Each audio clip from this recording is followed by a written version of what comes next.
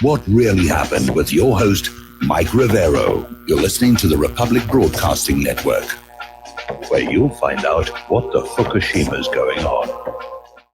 And aloha, America. Welcome to our show today. It's Wednesday, February 21st, 2018, hump day, middle of the weekday, starting that long, slow glide down to Pauhana Friday. We have got oodles of stuff to talk about today. The phone lines are open, 800-313-9443. Mike is in our control room, ready to answer the phone when you call on in here. Boy, it's been a rough morning for computers. The RBN website was down for most of the morning. It's back up now. It came back up just before our show started. We were having issues with Roadrunner or Spectrum out here, whatever they call it these days. And it does seem like the whole system is hovering on the edge of collapse. And if it collapses, of course, they'll blame North Korea for it. That's the latest propaganda out there. North Korea, they're cyber warriors, and they're coming to get us. Oh, well, if we're wide open to North Korea, why did we waste all that money on the National Security Agency?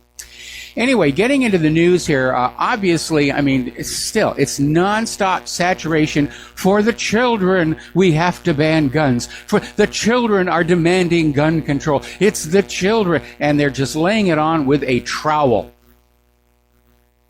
You know, they basically brought out the Beck's howitzer, and they're unloading on all of us. And Tucker Carlson pointed out something rather interesting we need to think about. The liberals are out there denouncing Trump as being authoritarian, but it's the liberals who are out there seeking personal disarmament. It's the liberals who are saying, we demand that you give up your guns. No, it's not going to happen. I mean, yesterday I was talking about how banning guns from law-abiding citizens because some kids with their brains melted on prescription antidepressants have committed a crime makes as much sense as banning all cars because a drunk driver killed some pedestrians. And I got a nasty email saying, well, cars are useful, cars are necessary, guns don't have any use whatsoever. And my first thought was, guns are useful. I'm one of the people who has thwarted a crime in progress in my own home by having a gun and pointing it at the bad person who ran away very quickly, and I'm very glad I didn't have to actually pull the trigger. So that's a use for guns. But let's put it in another context. How about baseball?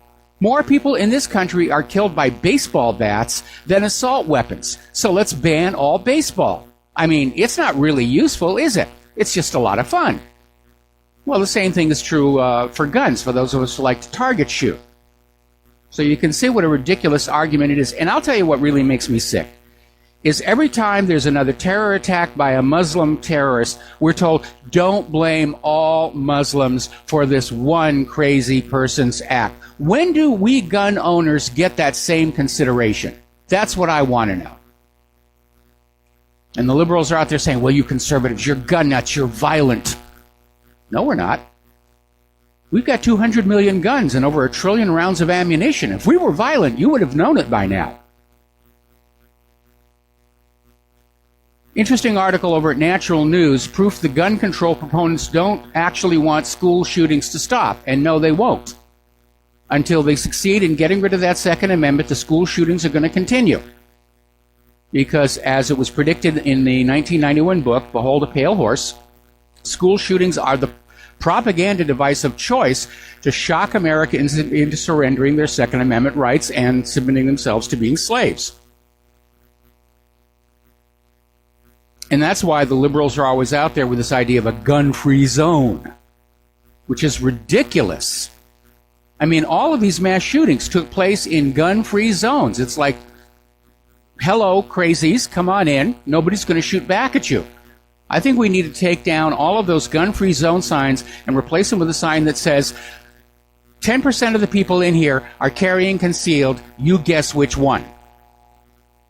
And maybe these crazies will go someplace else. Of course, on these medications, you don't really know. We have a very interesting story on that topic a little bit later in the program.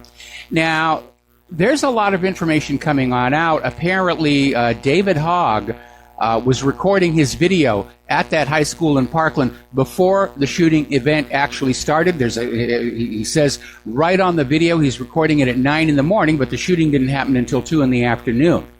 And apparently it has come on out that David Hogg graduated high school in 2015 out in California. and he's never attended school, high school in Parkland. Now remember, this kid is the son of an FBI agent. His mother works for CNN. She's a VIP. And in his yearbook photo, it says right there, he wants to work for CNN and be an actor. And apparently a video has surfaced of him in California as the star of this news story about a dispute over a paddleboard. And they identify him by name. It's the same guy. This is a crisis actor.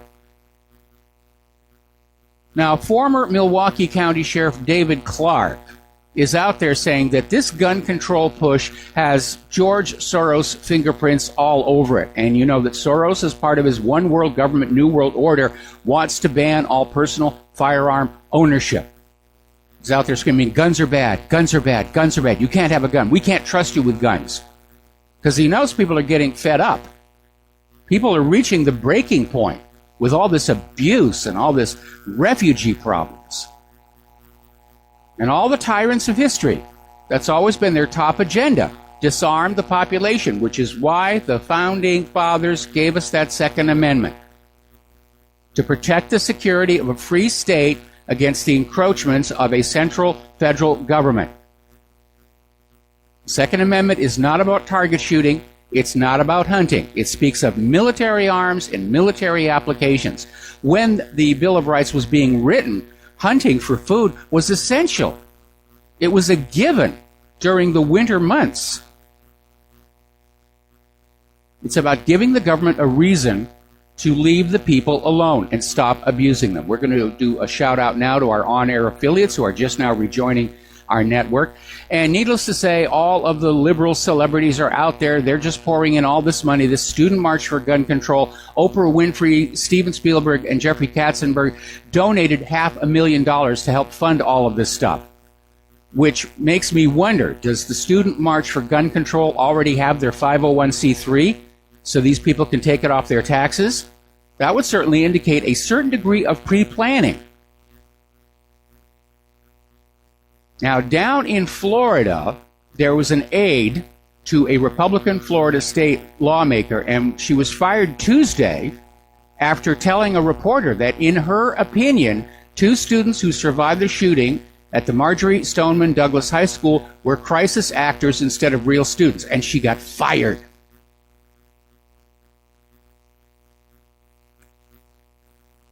This one is collapsing faster than the Mandalay Bay, and they're in an absolute panic. All right, let's take a phone call from Tom in Indiana. Aloha, Tom. Welcome to the show. What's on your mind?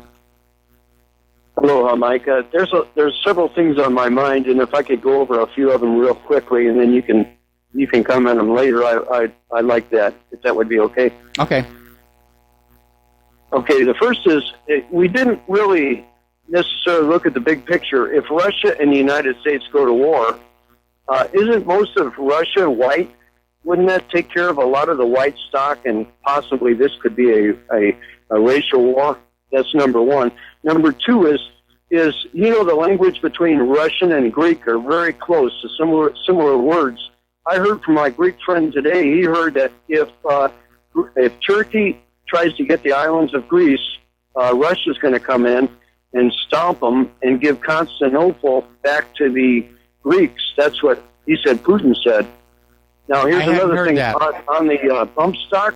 Yeah. And that bump stock, that went from $99. Nobody wanted it. Then it went to $500. And then when they said there wasn't no legislation on it at all, it went back down to $99 again. And now it's back up to $500. And now on the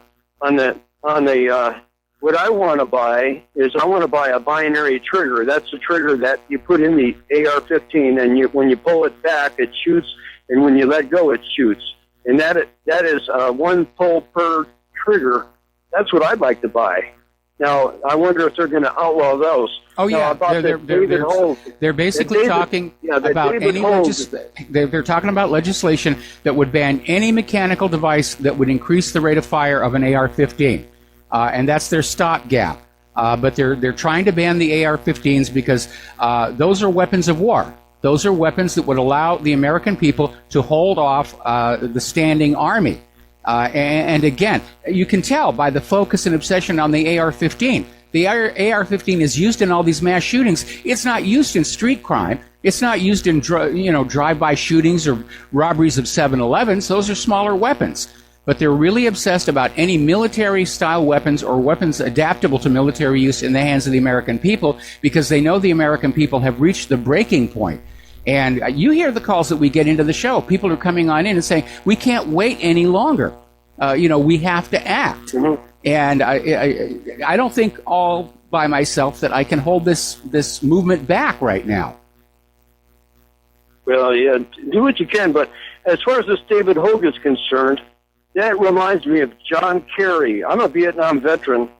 And when he got out of Vietnam, telling about all the atrocities that I never witnessed, and he was only there for 6 months and got 3 Purple Hearts, and all those guys in the Brown Water Navy wanted to hang the guy. In fact, when he ran for president, I still have the button that says Vietnam Veterans Against John Kerry.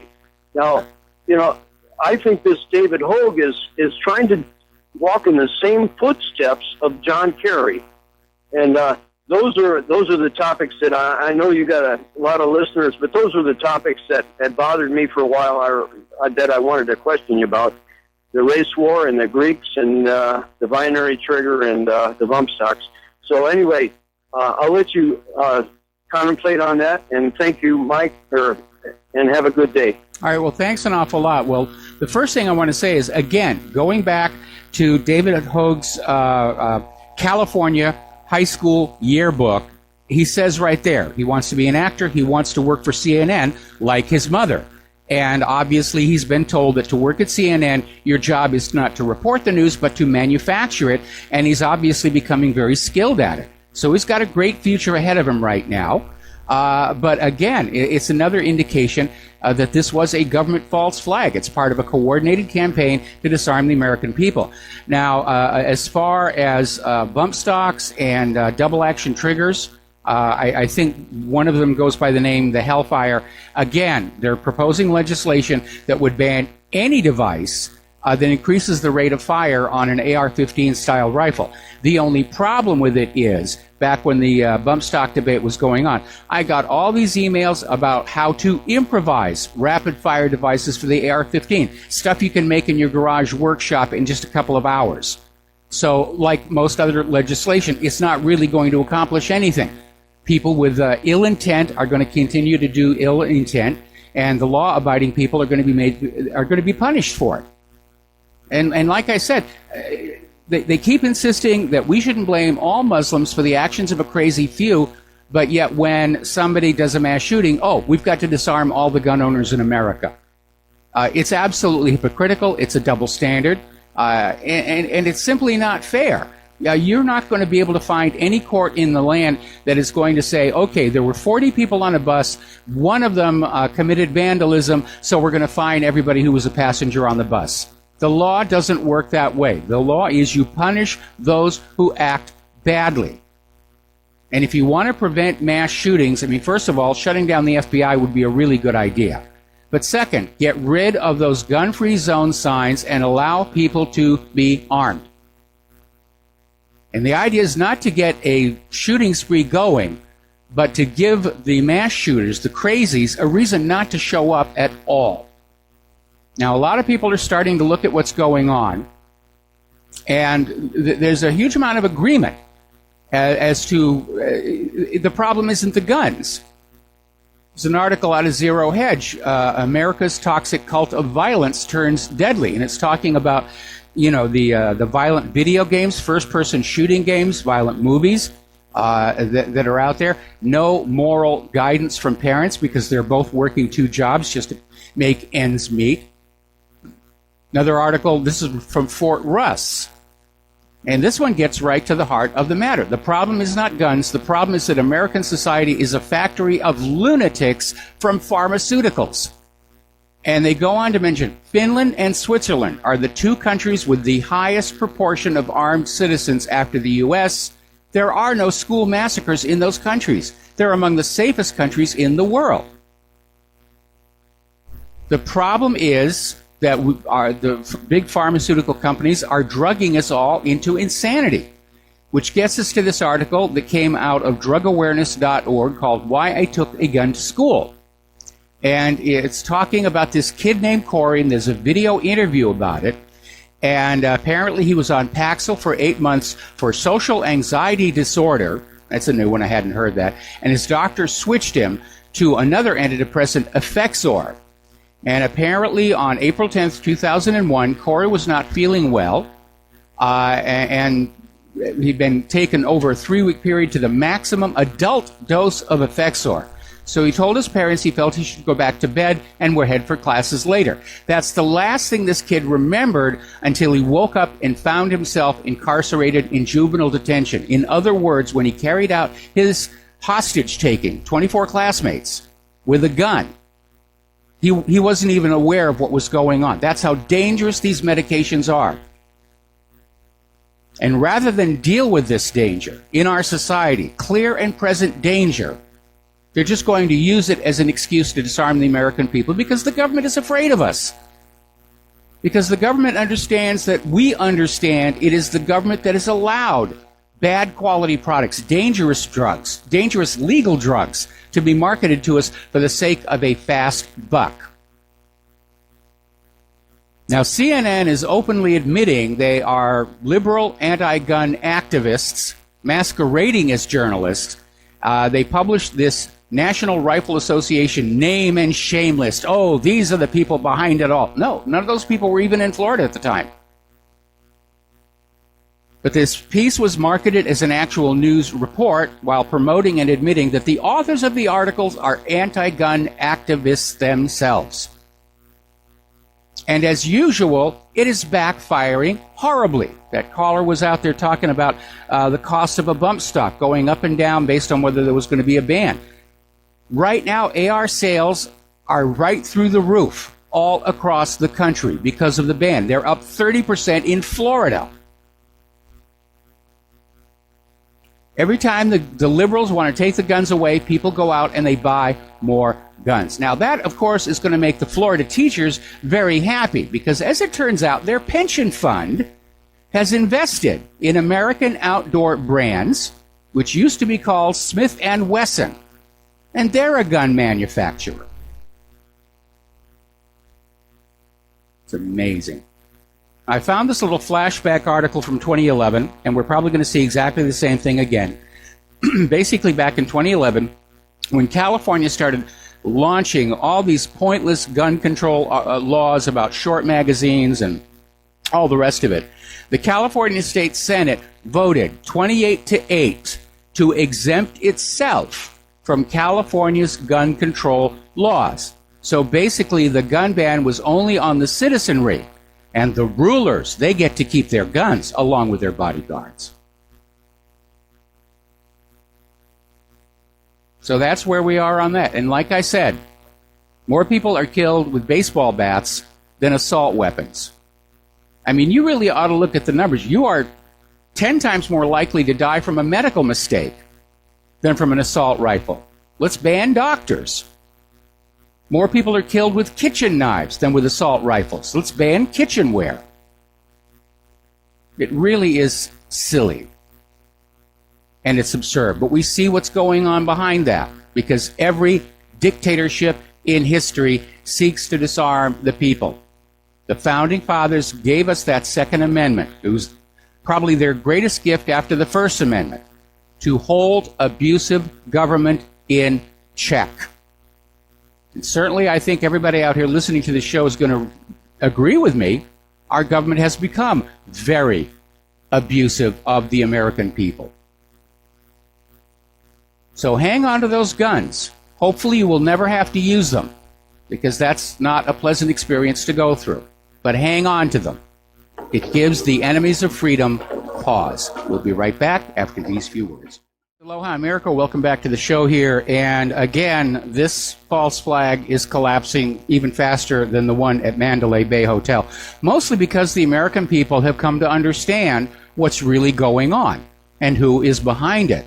And right now, corporate media and the government are scrambling, trying to protect the official story, and they're not having a lot of luck. YouTube is yanking videos left and right. They even took down the one by CBS, a so-called authoritative news source that had this David Hogue out there in California as the star of a news story about the paddleboard. And YouTube took it down and basically said this video should never have appeared in trending. Yeah, because it blows the lid off the whole thing. They've taken the videos of the students at the high school saying they heard multiple shooters. They took down the video of the girl who said she was talking with Nicholas when she heard shooting start on the other side. They've taken down all the videos about students saying they were told there was going to be an active shooter drill that day. But it's too late. Even with all the controls they're trying to put on the internet, once it's out there on the internet, it's out there. You don't get it back. And obviously, I mean, the corporate media is still going on about this, which means they're not reporting on other things that are going on that affect all of us. Now, I feel bad for all those kids who were sacrificed to this latest hoax by the gun grabbers. But I don't know any of them. But there are things going on that affect each and every one of us that are not getting reported, which is, of course, why you are here instead of watching the prostitutes and the correspondents over on Network News TV.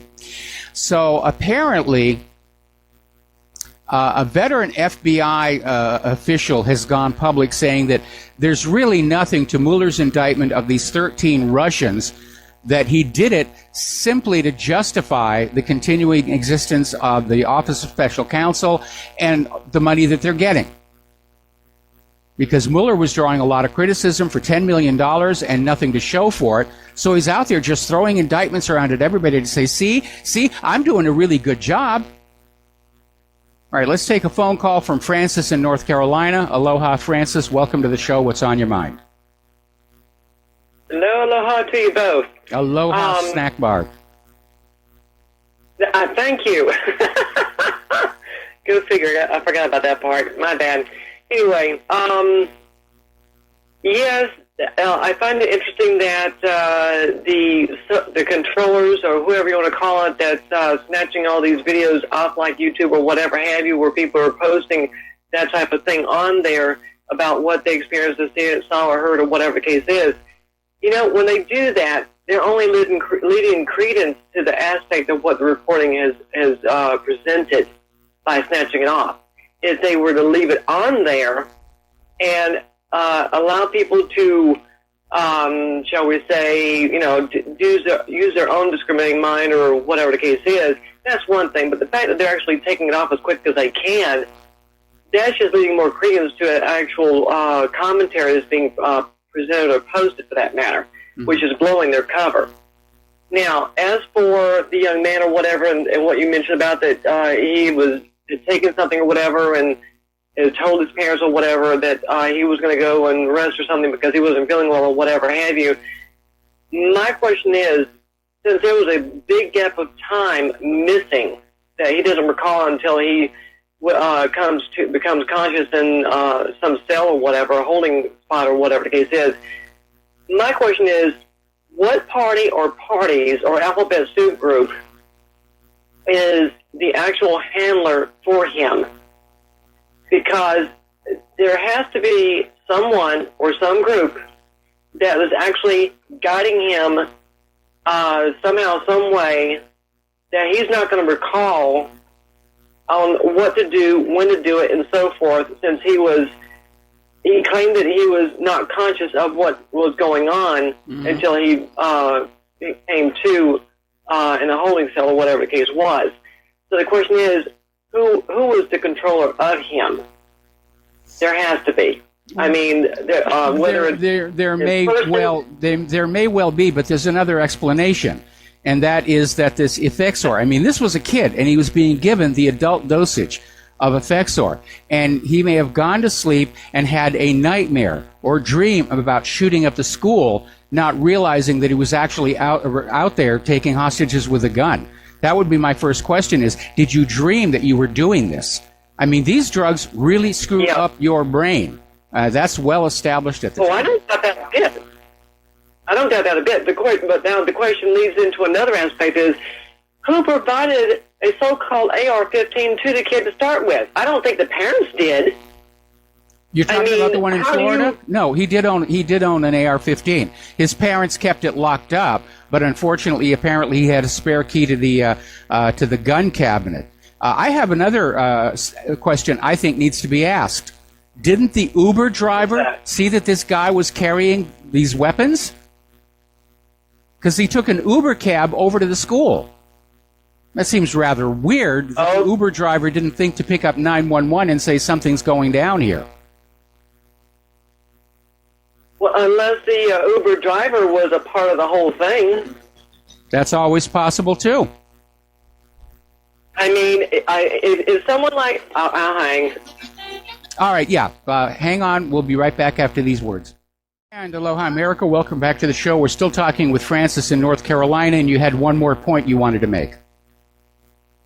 Well, generally brief is that, one, unless he actually broke the firearm down into smaller pieces or whatever and had it in a bag or whatever, which would not draw too much attention from the driver, for that matter, or he actually had it so visible that the driver couldn't help but see it, which is like, come on.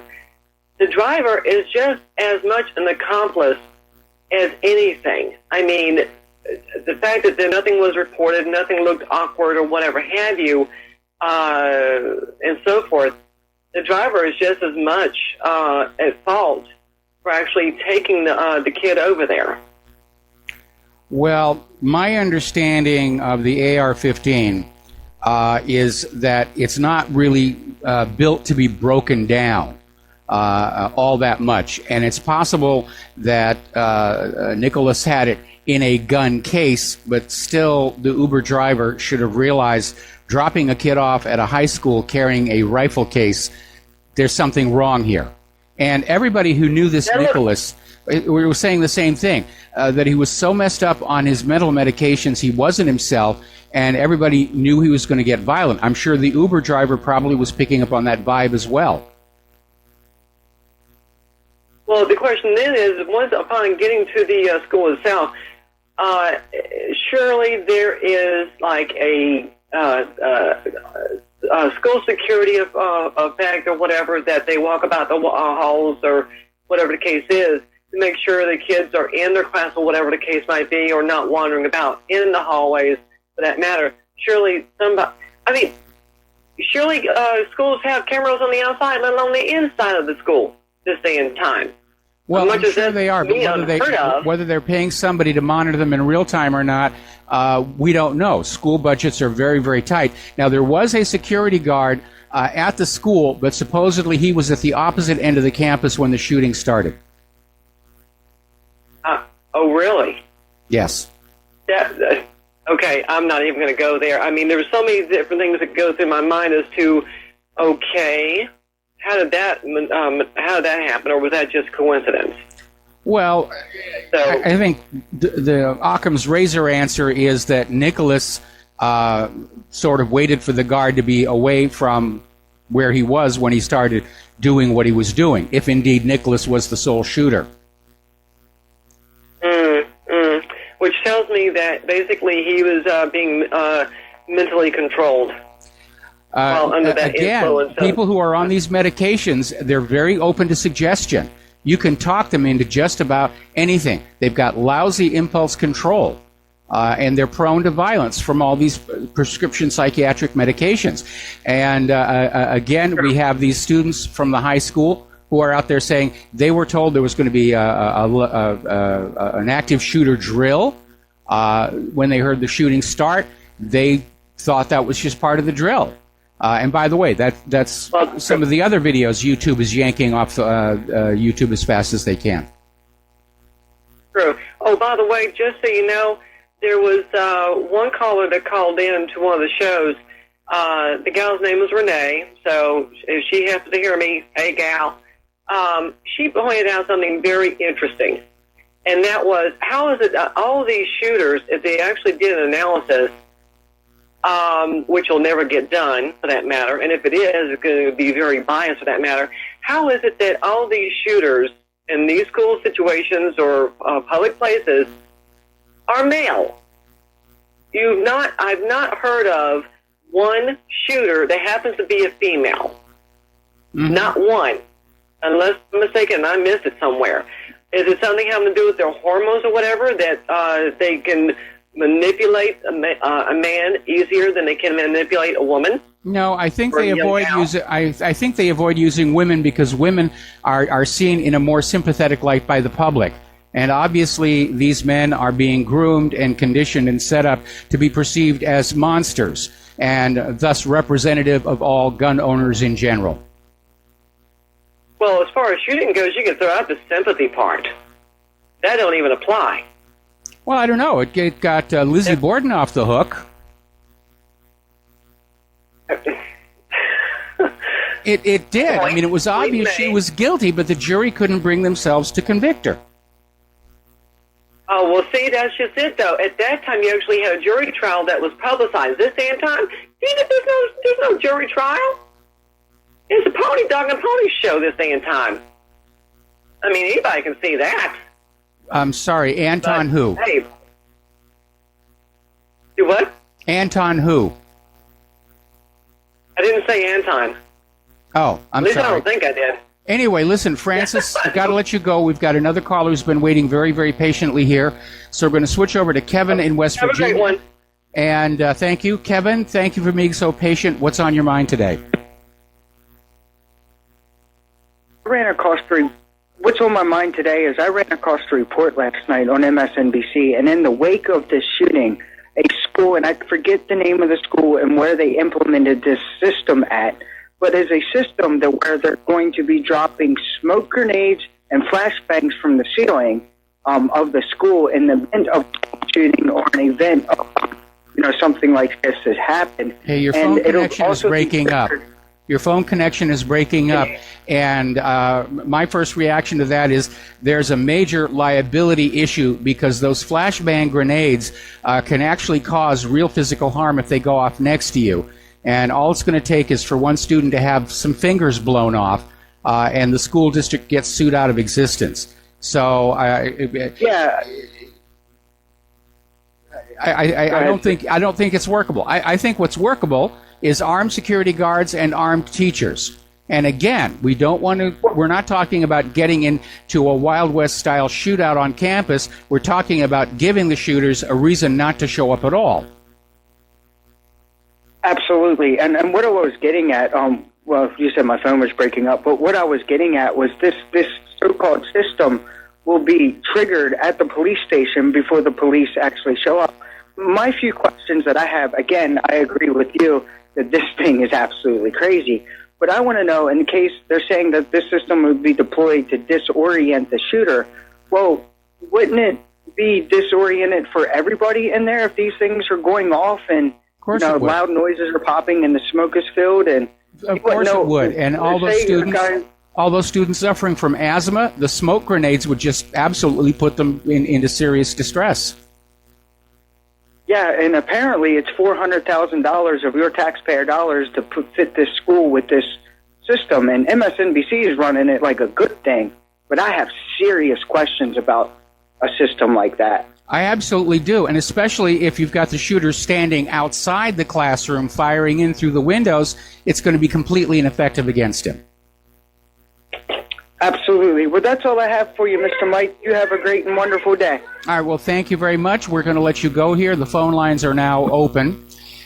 So, getting on back to domestic politics here, and they're still pushing Russia interfered with the election, Russia hacking, Russia doing this, Russia doing that. And apparently over at the Gateway Pundit, they published the complete list of Russian Twitter bot accounts. There weren't that many of them, and apparently these Russian tweets only garnered 175,000 retweets, which if you're familiar with Twitter, that's not very much at all. Now, apparently, looking at the actual numbers, this whole thing about Russia's Facebook ad play, and remember, most of the ads were bought after the election was over. Facebook keeps coming on out and saying, look, this was all going on mostly after the election. The Russians spent a total of $3,111 in Michigan, Wisconsin, Pennsylvania during the election. How many ads do you think you get for that kind of money? All right, we're going to take another phone call here. This is Tony in Puerto Rico. Aloha. Welcome to the show. What's on your mind? Hello, Mike. How you doing? Doing okay. Okay, and the wife? She's actually doing better. She's doing better today. Very good, Mike. Yeah, listen, Mike, I've been listening to the program these past few days, and I noticed something kind of particular, that I see you always attacking the pharmaceutical industry vis-a-vis the antidepressants. Yes. But I never hear you attacking the cigarette industry, the alcohol industry, which are, for me, worse than the antidepressants. You make the pharmaceuticals like they want to make people kill other individuals. And I don't see it that way. It's been documented. There have even been court cases where people who have committed violent crimes have been declared innocent because the court found that the pharmaceuticals made them do it. Now, cigarettes are bad for you, alcohol is bad for you, but they generally don't cause people to go on out and shoot up an entire shopping mall. Are you sure about that? Person under the influence of alcohol, I've seen a lot of individuals under the influence of alcohol committing lots of crime. Okay, Mike? And for me, they're more dangerous than somebody on antidepressants. Believe me. Well, I believe that that's your opinion, but we're going to have to disagree with this on this issue. Well, I think you should attack more of those other industries also. No, right now, in the face of this gun grabber campaign to demonize guns, we have to point on out, and a lot of people are now getting onto this issue. The problem isn't the guns. The problem is this class of medications with a known, documented history of leading people to commit violent acts, self-harm, suicide, mass shootings. Go on over to ssristories.org and take a look at some of those case studies. This is nasty, nasty stuff. Okay? And I agree with you that tobacco and alcohol are bad, but they're not anywhere near the cause of mass shootings and suicides. Okay? And you think these pharmaceutical industries want to lose money, Mike? No, they want to make money. That's why they continue to sell all of this stuff, even if it's harmful, because they can get away with it. Anyway, thank you for the phone call. We're going to let you go. Get on back here to the news. Now, Adrian Chen is a staff writer for The New Yorker, and he first profiled the so-called Russian troll farm back in 2015. And apparently in an interview with MSNBC's Chris Hayes, he basically backed down on it and said it wasn't really that big a deal. He said it's maybe like 90 people. They didn't even really speak English all that well. They didn't have that many computers. It was a very flimsy operation. It didn't have anywhere near the kind of power and influence that our corporate media is trying to convince you that they did. It's all overblown. And again, the hypocrisy is stunning. The former head of the CIA has admitted the U.S. meddles in other countries' internal politics all the time. But we have good intentions. That's why it's okay for us to do that. But the Russians are evil. The Russians are bad. They have bad intentions here. And the corporate media is out there. Now they're talking about a Russian Pearl Harbor. Russia's coming to get you. And they're putting the focus on this idea of a massive cyber attack. They're making the same claim about North Korea at the same time. Now, a while back, I wrote an article called The Virtual 9/11, in which I said that we might see a false flag terror attack that was carried out on the internet and blamed on the intended target. And, of course, it would allow the government to put out their official story over corporate media while the independent media was paralyzed by this false flag cyber attack. So it looks like they're floating that idea and trying to see what kind of a response they're getting to it here. Now, Chairman Nunes is going after Comey, Clapper, and Brennan in Phase 2 of the Trump dossier probe. And so far, he's fired off an inquiry to a lot of these people, and is saying that if he does not get a timely response on a voluntary basis, that he will, in fact, start issuing subpoenas. All right, we're going to take another phone call here. Joe in Oklahoma, aloha. Welcome to the show. What's on your mind? Michael, I must take exception with you in regard to the last caller. The last caller is quite correct in his assessment of alcohol being a major, major health problem in the United States. I didn't disagree with that. I didn't disagree with that. Well, well, please let me finish. But I'm acquainted with he's retired, but a very high-ranking, in fact, he was a second-ranking person in his branch in the United States Air Force. I don't want to divulge who he was, but back in the early 90s, he told me that over 40% of all hospital stays in the United States are alcohol-related. Those are United States Air Force statistics. Over 40% have some connection to alcohol use or abuse. I'm not disputing that. I agreed with the caller that tobacco and alcohol are bad. But the caller was trying to say that I should lay off the pharmaceutical companies and the prescription antidepressants because people who are smoking cigarettes and drinking beer go out and do more mass shootings, which is absolutely absurd. Don't lay off the pharmaceutical companies. In fact, you need to get mad dog mean about that. Because I'm working on that right now. Satan. Well, I support you in every way. I beg your pardon if I misunderstood you, but alcohol is a very big problem. Yes, it is. I understand that it is. Where would our legislators be if they couldn't have their drinks? Yeah. Or those alcohol taxes. Or the alcohol taxes. It's all about money, isn't it? Yes, it is. All right. Well, listen, Joe, sir. Thanks an awful lot. We're going to let you go. Getting on back to the news here. Now, John Brennan. Everyone that's involved in this deep state panic, they're already starting to look for somebody they can throw under the bus to save themselves, and it's starting to look like John Brennan is going to be it. It's documented. He perjured himself. He's in serious legal trouble. He's got a lot of enemies, and they may just throw him in the meat grinder and grind him up and say, okay, it's all over. Scandal's over. We got somebody. And the rest of us, we're just going to wander off here and continue to live our lives the way we already have. So looks like Brennan may be the sacrificial lamb. And not that I feel sorry for him, but I want to see all the guilty people punished. Now, we'll be back after these words from our sponsors. And aloha, America. Welcome back to the show here. And somebody just wrote on in asking once again, what is the website with all the case studies about SSRI-linked suicides and violence? And it is ssristories.org. So you can get that information there. And I have some additional information on my website. Look in the right margin on the main page for that big capsule tablet, and you'll get the information. Let's go back to the phones here. Al in Canada, aloha. Welcome to the show. What's on your mind? Hi, Mike. I got to laugh because when that guy said, give me a chance to talk, you should have seen your face. It was priceless. Anyway, alcohol is not good, but anyway, these pharmaceuticals are awful. There's one up in Canada they're marketing called Champix.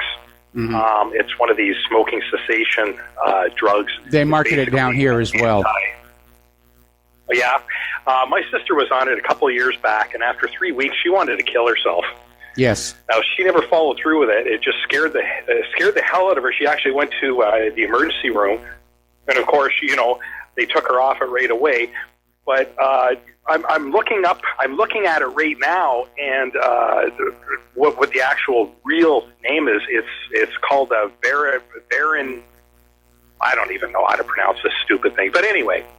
It's another one of these pharmaceutical drugs that they try to push on people. And I, a couple of years before that, I had quit smoking, and I used the patch. And, I didn't follow anybody's, way of doing it. I just, put this patch on. I got really hyper, so I cut it in half. Mm-hmm. And you're not supposed to do that. I kept cutting them smaller and smaller until I quit, and it worked great. No pharmaceuticals, just nicotine and, once again, the pharmaceuticals aren't bad. They're licensed to just make money off of people for no reason other than to dope them up and empty their wallets. Well, they sell Absolutely. Chantix down here they sell Chantix down here in the United States of America, and because of laws that have been passed, they're required to actually have in the commercial contraindications, and it's right there in the commercial for Chantix that this stuff can make you suicidal or violent. And Claire and I will watch these ads, and it's saying the medicine is worse than the disease. Yes, the patches do work a lot better than Chantix, but again, it's all about making money, and they're just being very reckless because they're indemnified, at least as far as the vaccines are concerned. I think with some of these things, like quitting smoking is one thing. I mean, you got to want to do it in order to do it, but I mean, you got to have like something in your head that triggers these sort of things when you're on these mind-altering drugs. And you mentioned the Hollywood movies and the video games and all that, and it's true. I mean, we live in a very, very, very violent society. It's actually scarier now than it was when I was a child. And there's I can hear some music, Mike. Okay, I'm going to hold you over. I'm going to hold you over. Don't hang up. I'll come right back to you after station identification. Aloha, America. Welcome back to our show, hour number 2, and we're talking with Al in Canada. And again, the way you quit smoking is definitely much safer. And I don't know what the laws are in Canada about truth in advertising, whether you get the rapidly talking voice at the end of the commercial saying adverse effects can include dying. But we do down here in the U.S. And it's amazing to me that people can listen to those and still go to their doctor and say, ooh, I want to try this. I want to try this. But I think Canada and the United States are two out of just a handful of countries around the world that allow advertising for prescription medications in mass media, as opposed to allowing the doctors to basically do what they think is best. True enough. Mike, I got to be honest with you. I haven't had programming in over 15 years. I don't know what's happening right now, but I do remember before that, yeah, we did have that very fast talking. Just quickly, on the CBC, the state-sponsored propaganda website that, of course, $30 for every man, woman, and child gets contributed to, they are running a story on the Florida shooter, and, of course, if you read the comments, all the left-wingers are out there saying we have to take away those guns. We have to take away those guns. Because, I mean, after all, if it weren't for the fact that, I don't have any knives in this house to cut any meat, I wouldn't be able to eat. I mean, this makes no sense at all to a person like me. No, it isn't. The liberal Democrats want to disarm everybody because of all these mass shootings, which is kind of weird when you consider that the overwhelming majority of these mass shooters are themselves Democrats. Maybe instead of banning guns, we should ban Democrats.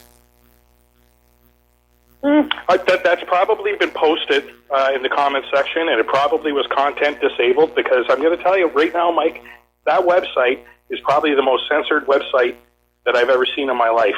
And sometimes they do the cleanse hours later. You know what I mean? Yes. Just to make it look good.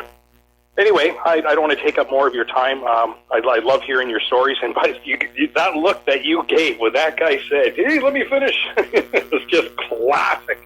I howl. Thank you very much, Mike. Well, you're welcome very much here. And that caller was clearly intending to take the heat and focus off the big pharmaceutical corporations. And we have talked about alcohol and tobacco on the show many times, but in the context of the mass shootings, there is a link, and we do need to acknowledge it. And I'm rather encouraged to see a lot more people and a lot more articles following this Florida shooting saying there is something going on here. Somebody just sent me another article. I think we linked to this one yesterday. This was in the New American. From Prozac to Parkland, are psychiatric drugs causing mass shootings? Yeah, they are. So, anyway, getting on back to the news.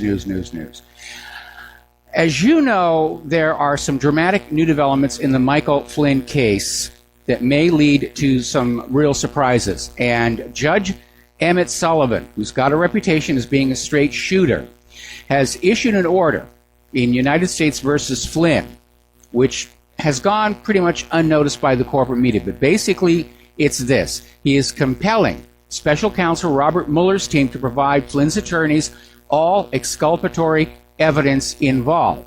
And then further, the judge has ordered Mueller's team to provide all evidence to the judge, even if Mueller's team thought it was not relevant, and the judge will review it and see what's actually there. And so what he's done is he's removed Robert Mueller's ability to try and shape the story on the basis of the available evidence. There could be evidence there of serious wrongdoing, of actual entrapment of Michael Flynn, and Mueller just says, well, it's not relevant, and so I'm going to withhold it from Michael Flynn's attorneys. And Judge Sullivan is not going to let him get away with that. So there may be some interesting developments coming on out of that particular case. And again, it looks like Flynn is withdrawing his guilty plea and saying, yeah, it's time to go to trial here. That he may have been entrapped and maneuvered. Now, Sessions is out there. He's drawing a lot of criticism from a lot of people saying, why isn't this guy doing something?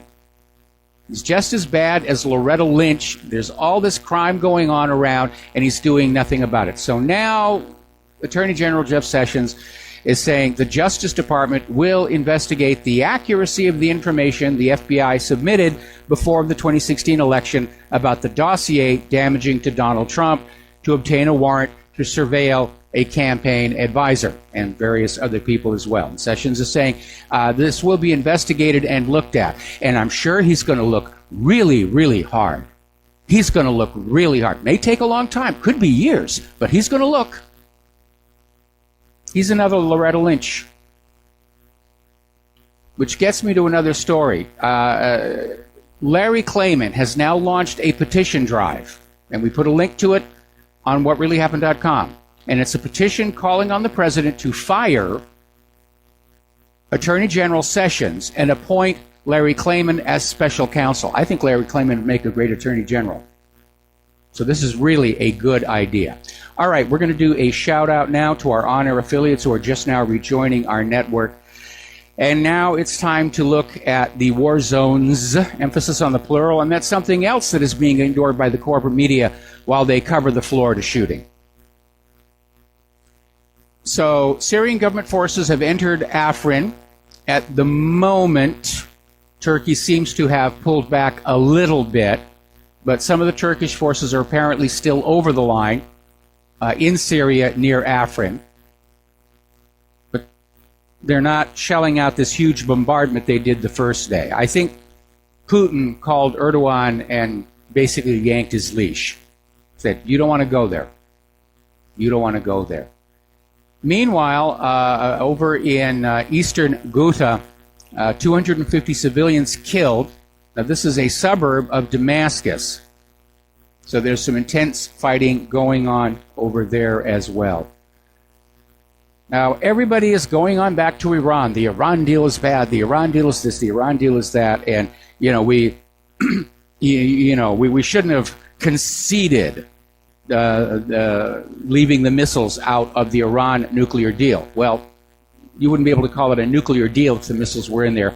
But former Secretary of State John Kerry is out there saying it was not a concession, it was strategic thinking in terms of what would Iran be willing to go for, and we felt that throwing the missiles in there would be the deal breaker.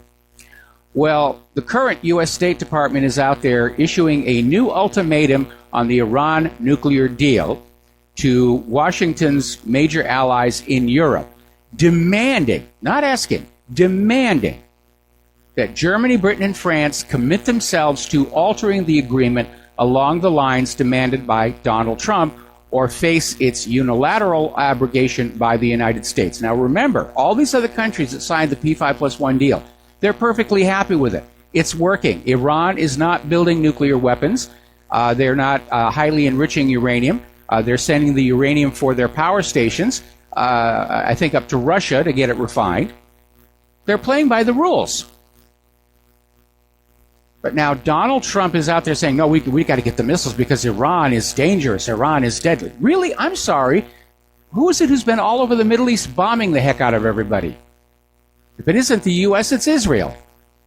Iran is peaceful. They just want to be left alone. And like every other country on earth, the only reason they wanted long-range missiles and nuclear weapons is to deter invasion. And they're seeing this repeat pattern coming out of the United States of getting a country to surrender its weapons of deterrence and then invading. And they don't want to do that. Now, the big problem right now that Trump and Netanyahu have is how to greatly expand the war in Syria all over the Middle East without having a justifiable reason to do so. Nobody's believing the nonsense about nuclear weapons anymore. Nobody believes about Assad and his sarin gas anymore. People in Israel and people in the United States of America are sick and tired of war. They're sick and tired of their young ones coming home killed and crippled. They're sick and tired of the wartime economy. We're well aware none of these nations being attacked represent a threat to the United States other than in the economic sense.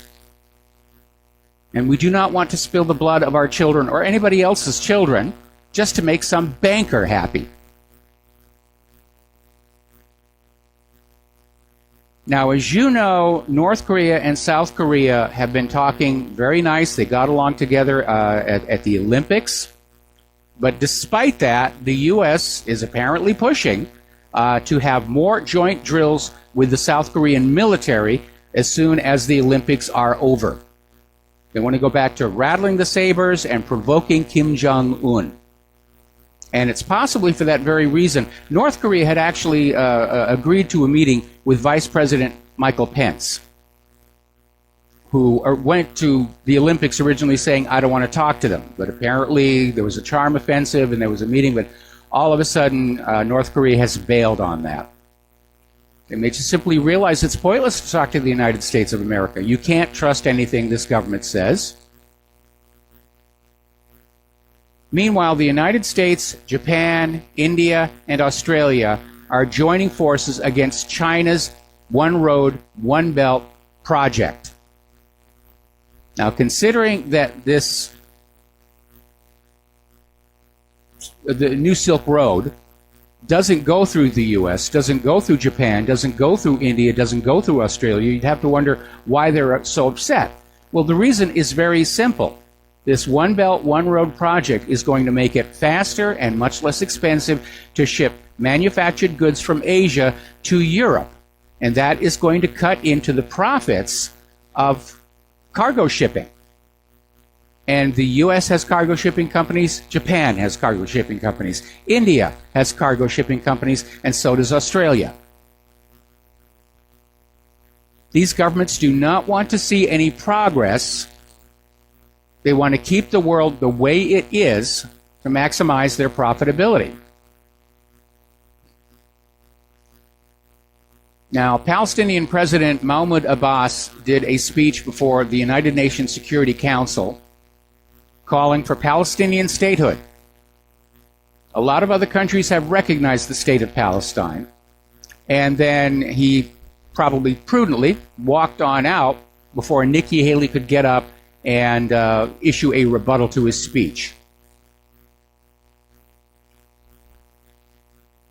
Now, getting on down to Israel itself, things are really heating up around Netanyahu, which is good because he's corrupt and he needs to come down, but it's bad because it makes him more desperate to get a major war going as a media distraction. But apparently the communications ministry senior official, who's now suspended, Shlomo Filber, has now officially signed a state witness agreement with law enforcement to testify against Netanyahu. And the deal apparently excludes any actual jail time. So he's turned state's evidence here. And this has led other observers like even Haaretz to say, we're in the final days of Benjamin Netanyahu's rule. The police commissioner is not afraid of the prime minister. And now the Ministry of Communications has crossed the line to turn against him. Over at Ynet News, they're saying, Gabi to labor, Netanyahu era has ended, prepare for snap elections. And that would be a good thing. I'd like to see Netanyahu come down. The worrying factor, of course, is who is going to replace him? Somebody who's a moderate or somebody who's just a militant hardliner. We could wind up with somebody even worse than Netanyahu was. All right, let's take another phone call. Sean in North Carolina. Aloha. Welcome to the show. What's on your mind? Hey, Mike. Is there really this many people out here calling for the gun control as the solution to school shootings? It's all over the news. That's all they talk about. Well, that's their job, is to sell you this agenda. But apparently it's falling on deaf ears. The Florida legislature just voted down an attempt to ban assault weapons within the state. At the same session, they also passed a law saying that porn is a threat to public health, so I don't know what they're thinking is. But again, I think more and more people, if they don't understand that these are staged incidents to serve the gun grabber agenda, I think more and more people are now aware. There's something else going on. It's not a gun issue, it's a mental health issue, and these prescription psychiatric drugs are very, very dangerous.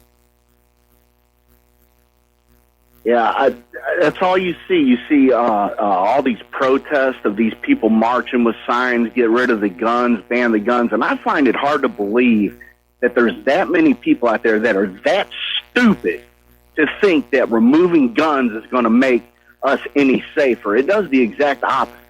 And it makes me mad because these people are asking to take my freedom to protect my children away from me. Well, these are not ordinary citizens. These are rent-a-mobs. There are public relations companies where their entire business is assembling a bunch of actors. You see their ads in Craigslist. You know, come be part of a protest, $30 for the day plus a box lunch. And they print up the signs and they hand them on out, and the people will go on out and they'll say, hey, I'm actually an actor, I'm on TV, ban the guns, ban the guns. They don't care what they're talking about. They're there for the money. I just really hope people don't buy into the propaganda of this, because it's just... I don't think they are. The gun sales are up. Gun sales have gone through the roof. You know, and anybody questioning it, all they need to do is ask themselves, I mean, it's so evident this government wants our guns very bad. And this is the scariest thought about it. Just ask yourself, why? Why do they want the gun? What do they want to do? Well, that's a scary thought. It could be a whole bunch of things. Higher taxes, a military draft to fuel the wars. I mean, the American people are fed up. I get phone calls and emails all the time from people saying, I'm tired of waiting. Something has to be done. And I'm sure the government is monitoring that kind of traffic. And you also need to remember that in the history of the 20th century, every genocide committed against people was preceded by a gun ban on the targeted population. Now, right now, we're seeing in our society, white heterosexual males are under social attack. And as that last caller said, it always seems to be, for the most part, white males that are being used for these mass shootings. And so are they going to start saying, well, it's time to get rid of all the white males for the New World Order? You can't rule it out, not with this government. You know what? You're 100% right. That's factual. Every single time that a nation has been disarmed by their government, 100% of the time, genocide followed it. Yes. And yeah, that's what you're hearing. Well, the white man's bad now. So you can imagine what's going to go on if they ever grab our arms for any reason. I've called before. I know you disagree with this, but I've stressed my opinion that sometimes I believe we have already crossed the threshold of using our firearms for the reason intended. And this government, in my opinion, has pushed us beyond that point. Well, I'm hearing that more and more. I'm hearing that more and more every day. I mean, maybe we need to do something to accelerate, because this government is collapsing. Yes. And sometimes, I really do think if there's something the American people can do to speed this up, it would be better. Less people would die than just sitting around and waiting for it to fall on themselves, because they're going absolutely nuts in this slow motion fall that they're in. Now, that's all I got to say. Like I said, I'm hearing that. I'm getting emails on that.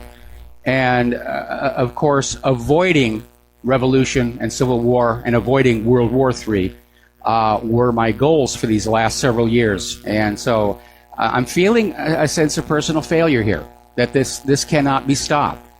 I'm also feeling a sense of personal failure that despite all the smoke and mirrors that we're seeing in Washington, D.C., these corrupt and guilty people are still walking free. It's very frustrating, and it's very angering. Sean, we're going to let you go. We got to take a commercial break. We have another caller waiting after these words from our sponsors.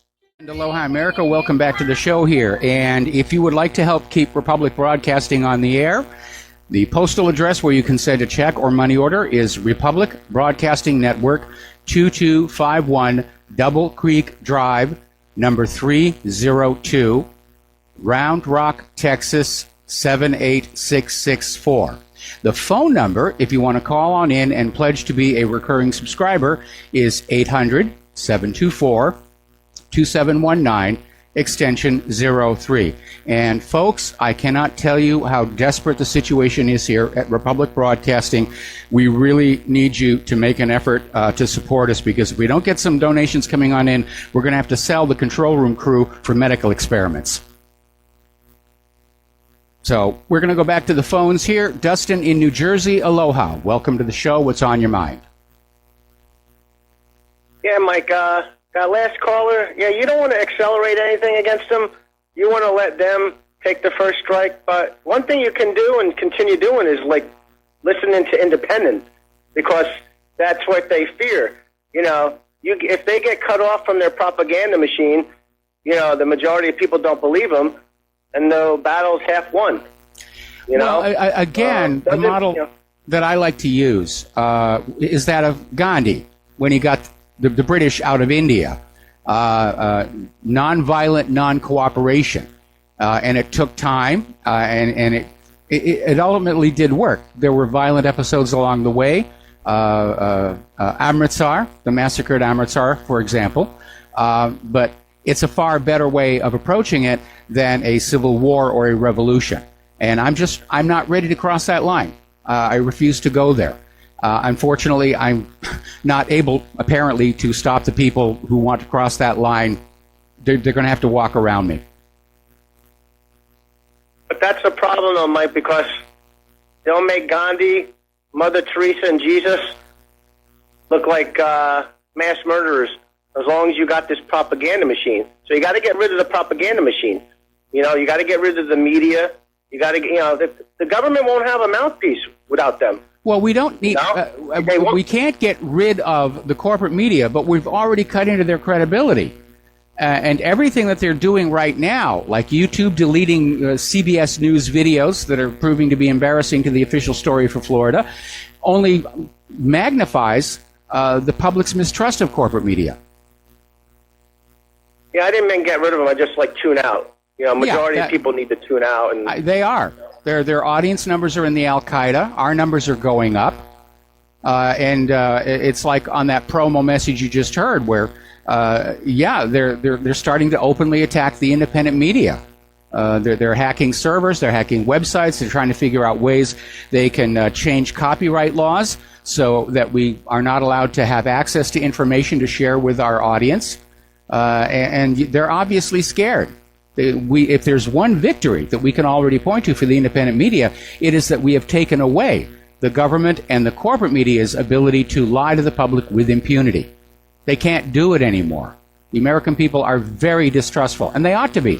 A skeptical people is a free people.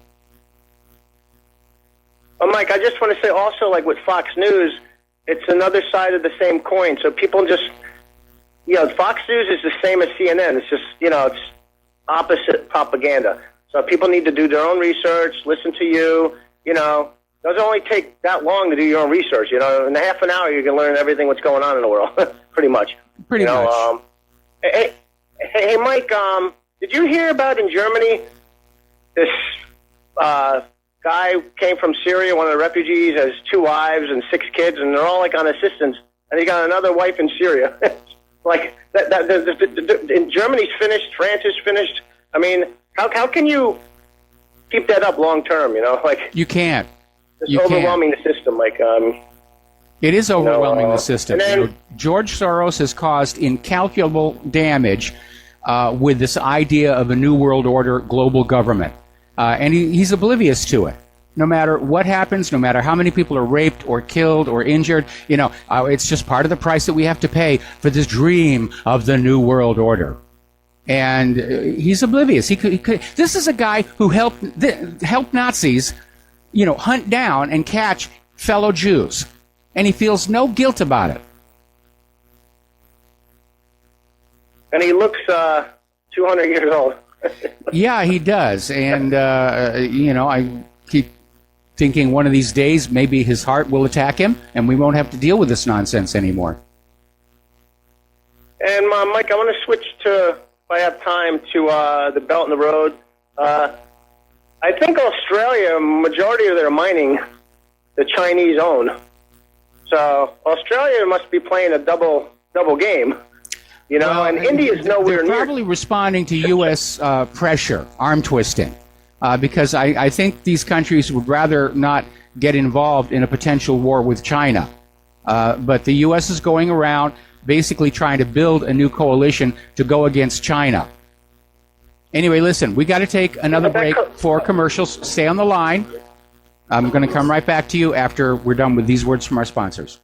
Aloha America, welcome back to the show here, and we're still talking with Dustin in New Jersey. And I think probably that Japan and Australia and India went along with this more out of response to U.S. pressure than a desire to go to war against China, although things have been very tense against India and China for quite some time now. Well, India would lose again because, let me tell you, India, they don't even have really as good as, nowhere near as infrastructure built up as like China. Their GDP every year is not 7% like China. And if you look at Japan, Mike, they're stuck in the 90s still. I mean, they've been printing money since the 90s. Yeah, they're never getting out of it. They're going deeper. I mean, is that the 3 competitors of, plus the U.S. against the Belt and the Road? There's no competition, and the Belt and the Road is way far superior.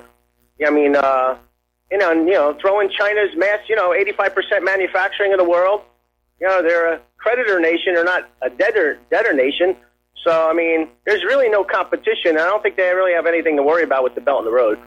You mean China doesn't have anything to worry about? Well, again, no. If it comes to a shooting war, I imagine that there'll be an effort to basically bomb the existing portion of it. Just crater it like with Durandals or something. And Mike, real quick, I want to switch. Did you talk about an aide to Netanyahu flipping? Did you hear anything about that? Yeah, he signed the state's witness agreement. He's going to avoid any jail time, and he will testify against Benjamin Netanyahu. And I'm expecting any minute to hear that his car has been blown up by those evil Palestinian, Iranian, Jordanian terrorists. Well, maybe he made a videotape ahead of time. That would be good. Thanks, Mike. All right, thanks an awful lot. We're going to let you go. All right, so the phone lines are open again. Now, interestingly, South Africa is going to cut diplomatic ties with Israel. Now, when South Africa had its apartheid government, they were all buddy-buddy. In fact, South Africa almost bought a nuclear weapon from Israel. That paperwork was uncovered when the apartheid government collapsed and the new government came on in. But the new South African government is going to cut off diplomatic ties with Israel in protest of its treatment of the Palestinian people. So good for the South Africans on that one. Article out of ZeroHedge.com. The military-industrial complex is winning the guns versus butter war in America. And they're basically saying what I've been saying all along. We're in a wartime economy. The Pentagon thinks all the money should flow to it so it can destroy other countries that just annoy us. And shortly before the Soviet Union collapsed, their leader, and I think it may have been Brzezinski, said, I'm going to do the worst thing that could possibly happen to the United States. I'm going to take away your enemy. And of course, the Soviet Union dissolved. And for a while, we were all buddy-buddy. That doesn't really sit well with the Pentagon. Their whole business is war, blowing things up. If there's no war, there's no money, there's no promotion. And even Trump's new GOP budget, the military got a bigger chunk of the increase than non-military spending. Now, Michael Pinto is out there predicting that rising rates by the Fed forecast insolvency and chaos on the horizon. They've about reached the end of what they can do here, and they're caught between a rock and a hard place. If they just start printing more money to inflate the debt away, then the rest of the world stops using the U.S. dollar.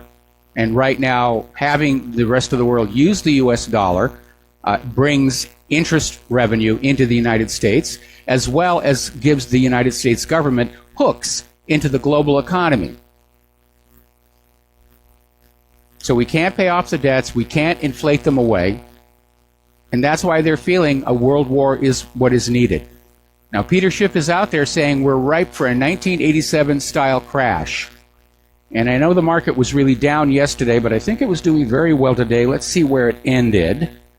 And it ended, oh boy, fell off the cliff there. When I'd checked it last, about an hour and a half before the close, it was up 200, but it just plunged. The Dow ended down 166. Bad sign, bad side, bad side. Article out of paulstramer.net. The end of the great fraud begins here and now. And he's basically talking about several overlapping factors that put us on the course to national insolvency. And of course, one was the creation of the Federal Reserve and a usury-backed economic system. And then he points to 1933 and 34, when Franklin Roosevelt arbitrarily allowed foreign powers to presume that all of our trade names were instead U.S. foreign situs trusts and subject to salvage for the debts of the bankrupt United States of America Incorporated. In other words, Roosevelt is the one who started saying we can pledge portions of the United States, the real property, as collateral on borrowing. Now, he wasn't really allowed to do that, again, because of that enclave clause in the Constitution. The federal government is only allowed to own land under federal buildings and under federal infrastructure like military bases, harbors, airports, that kind of thing. They're not allowed to own like all the wilderness lands. That's the collective property of we, the American people. And that was a large part of what was behind the Bundy Ranch standoff and the Malheur Wildlife Center standoff, was Americans trying to defend their constitutional ownership of that land collectively.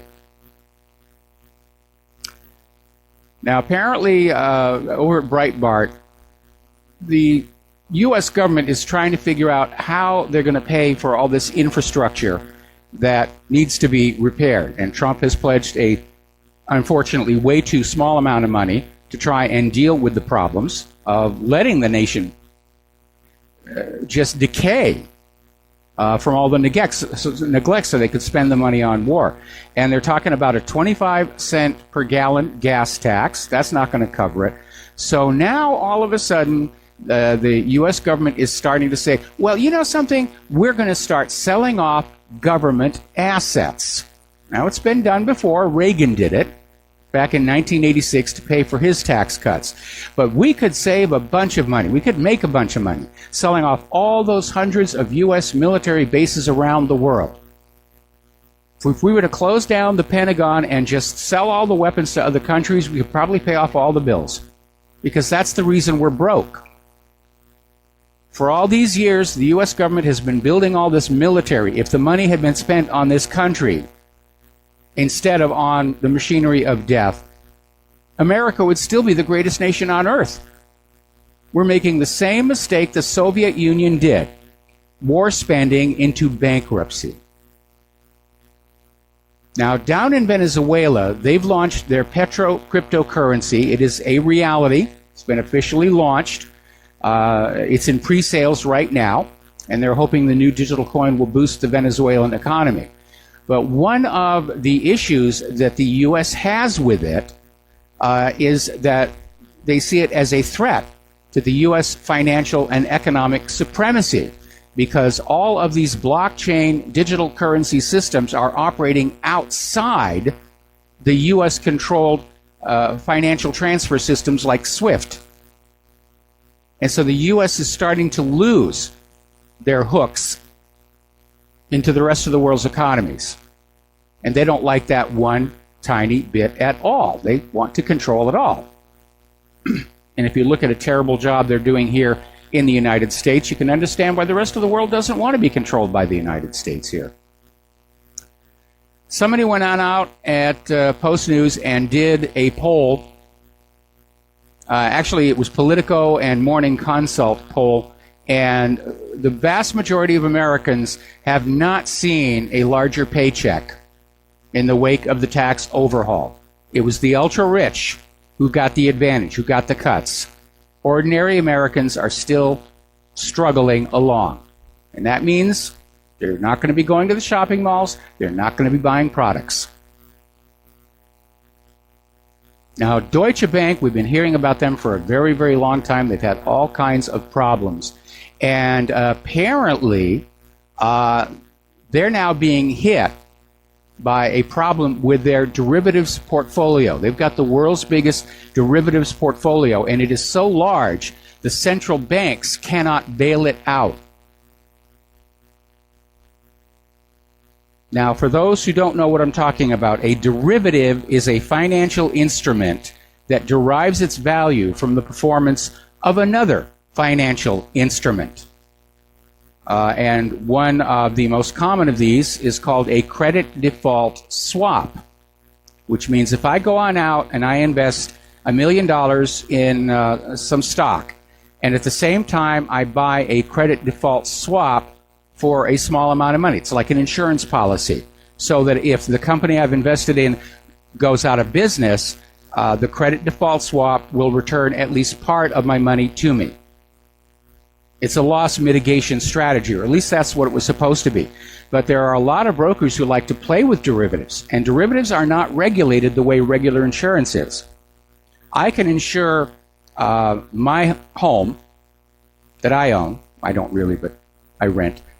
But I can't insure my neighbor's home. And of course, insurance companies are required to keep cash deposits on hand sufficient to handle a reasonably expected number of claims. Derivatives don't have those rules. You can buy derivatives on assets you don't actually own. And the companies selling these derivatives do not have to keep cash reserves on hand. That's what happened during the mortgage-backed security crash in 2008. Nobody expected those credit default swaps to ever be called on. Everybody was absolutely convinced the boom was going to continue and the market was going to go up and there wasn't going to be a problem. And some of the companies that were driven out of business in that crash were driven out of business by their derivatives exposure. So it looks like Deutsche Bank is in serious, serious trouble right now. And if the stock market continues to slide, we're going to start seeing some derivatives kick in over here as well. Now, Putin has guided Russia to export a record-breaking 50 million tons of grain. And, of course, it's very popular around the world. It's good grain. It's grown in what the Russians like to call black earth, very rich with nutrients. And, of course, Russia bans GMOs. So those countries, those customers who don't want GMO, they're going to Russia to buy product. Getting on over into Europe, things are getting very tense there. Hungary is backing Poland as the Visegrad group retaliates against Brussels. There's a big fight going on over there. Macron is now promising to get tough on migration. He wants to tighten the immigration laws. Nigel Farage has slammed George Soros' $30 billion anti-democracy fund. That's what Farage calls it, because that's exactly what it is. George Soros doesn't believe in the will of the people or the voters having any say.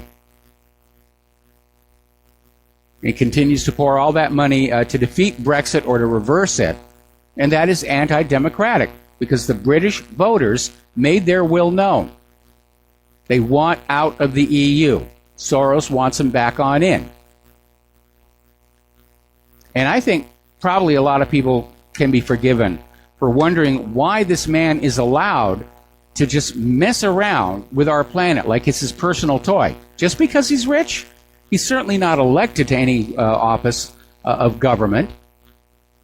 He just has all this money, and he just thinks it gives him a right to mess around with countries and the people living in them.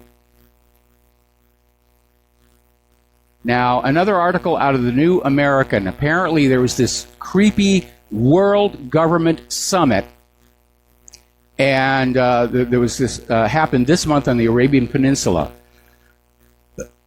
And that is its real name, the World Government Summit. And they're openly out there saying it's time for the new world order. And the speakers were out there saying that liberty, self-government, and America First agendas are in the crosshairs. That part about liberty is a red warning sign. They're talking about a global dictatorship under a single global dictator. That has to be stopped.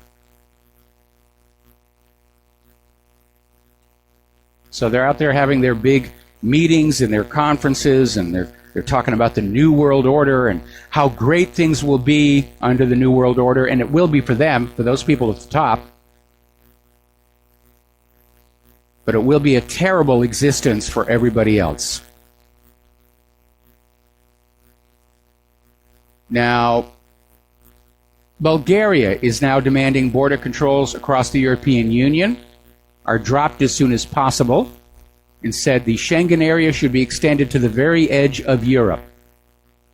So basically, you've got these 4 states are being ordered by a 5th state to remove border controls. This is a contentious issue. This could tear the EU apart. But everybody on the ground, they're fed up with all this nonsense. Apparently in Paris, there was a major fight. In fact, it was described as virtually a medieval battle, and it was fought with knives, no guns, but they came out there with knives, and apparently these 2 rival groups belonging to Paris's Tamil community came on out and basically fought each other to the death, or at least very, very close to it. Now, again in Paris, and this one may make you a little ill, apparently, 4 people were arguing about money at a Clichy-sous-Bois apartment in an eastern Paris suburb on Sunday, and the quarrel escalated into a brawl, at which point 3 men reportedly attacked the 4th, biting off his lower lip and the ear in the process. Now, the victim of the attack managed to escape and call for help. The attackers apparently swallowed these bits of flesh they bit off the other guy, and these are all refugees from Cape Verde, an island nation off the northwest coast of Africa. So how's that globalism refugee thing working out for you? We'll be right back. And aloha, America. Welcome back to the show here. Now, here in the United States of America, MS-13, which is this vicious gang, they have now spread to 22 states, fueled by 300,000 illegal immigrants, DACA recipients, allowed into this country under the Obama administration. And so far, apparently, they're being charged with all these major crimes, including 207 murders. Now, the fact that MS-13 is now in our country in such numbers, and by the way, they're major drug dealers, that's a good reason for the Second Amendment. Somebody said that guns aren't useful. Yeah, guns are going to discourage these gang members from making trouble where you are. Like I said, get rid of these gun-free zone signs and say, half the people in this apartment complex are armed. You figure out which ones. Let's take a phone call here from Scott in Oklahoma. Aloha. Welcome to the show. What's on your mind? How's it going, Mike? Going pretty good today. Doing all right? Oh, very good, very good. Yeah, I just wanted to make a comment on that Florida shooting thing. I don't know if I haven't looked at your website today. I just come through the door a few minutes ago about this the young kid that's all over the mainstream media. His last name is Hogg. Yes. Have you seen that? There's a YouTube video showing how he's being coached to say the things that he's been saying. Well, YouTube has taken that video down now. They've even taken down the CBS video where they were using him for another story about a shooting out in California. So they're trying to retroactively cover this up. But the kid's blown. He's burned. We all know what he is and who he is.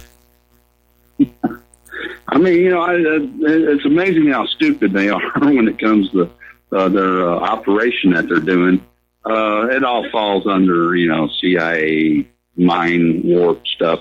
But I wanted to make another comment to that guy earlier that was talking about, going with the armed revolution.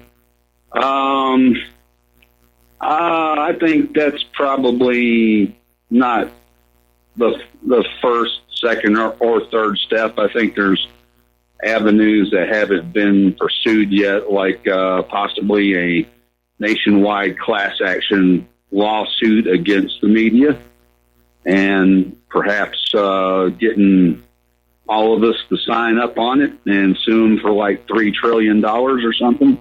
Well, there's a problem with that. That's one idea I had. There's a problem with that. There is actually no law requiring the corporate media to tell the truth to their audience. And that was actually a bit of a shocker, but it came on out of another lawsuit called the Fox Synthetic Bovine Growth Hormone case. And what it basically was is Fox News assigned 2 reporters to do a puff piece story on Monsanto's synthetic bovine growth hormone. And these reporters went on out and saw how the hormone was being used and how it did make the cattle much larger. But then they started finding out this other negative information. Stay on the line, Scott. I'm going to bring you right back after station identification. And aloha, America. Welcome back to our show, hour number 3. And we're talking with Scott in Oklahoma. And to recap, basically, Fox News sent these 2 reporters out to do a puff piece on Monsanto's synthetic bovine growth hormone. And these 2 reporters discovered that there was a problem with it, in that human beings who were eating the meat and dairy products from these treated cows were suffering some serious medical issues. And so the Fox News reporters wrote up what they thought was a very honest, accurate story about what was going on. They went back to Fox News. Fox News ordered them to change it and take out all the negatives because Monsanto's a big advertiser with them. The reporters refused, and Fox News fired them. Now, the reporters sued Fox for wrongful termination, and they lost on appeal when the judge ruled that because there is no law that requires the corporate media to tell anybody the truth about anything, management at corporate media can order the prostitutes and the correspondents to lie to the public, and if the people refuse to lie to the public, they can be legally fired for cause. So that's the problem there. There's no lawsuit that's going to work against the corporate media because they're not in violation of any law that's on the books. What we can do, though, is continue to erode their audience away. Right. Well, there's a second avenue I was thinking of. Most states, the people have the right to assemble their own grand juries. And like on all these false flag shootings they're doing and all the evidence that's out there, if several states were to assemble an independent grand jury of, a cross-section of the community like, the feds use, and assemble a majority grand jury, let's say 50 people across the state of each state that would be willing to do this, then we bring the evidence in front of the grand jury of these basically criminal actions, because, I mean, it could lead to riots and insurrection. We saw that with Antifa and Black Lives Matter. But again, the corporate media is technically not committing a crime when they lie to the American people. That's the problem. That's where this breaks down. I'd love to see it happen, personally. You know, I'd love to see the corporate media forced to be truthful with the American people, and then I could shut all this nonsense down and spend the rest of my life being Claire's roadie. Right. Well, I have one more comment to make, and then I'll turn it back to you. Have you ever read George Washington's farewell address to the country? Oh, yes. Because the things that he says in there are very eerily similar to exactly what is going on right now, as far as our entanglements with foreign operatives and the whole one world order malarkey. And I would just like to quote Thomas Jefferson about when we don't have the ballot box or the jury box, all we're left with is the cartridge box. And I would suggest that it wouldn't really take a broad revolution, that the enemies of the people have already made themselves very evident.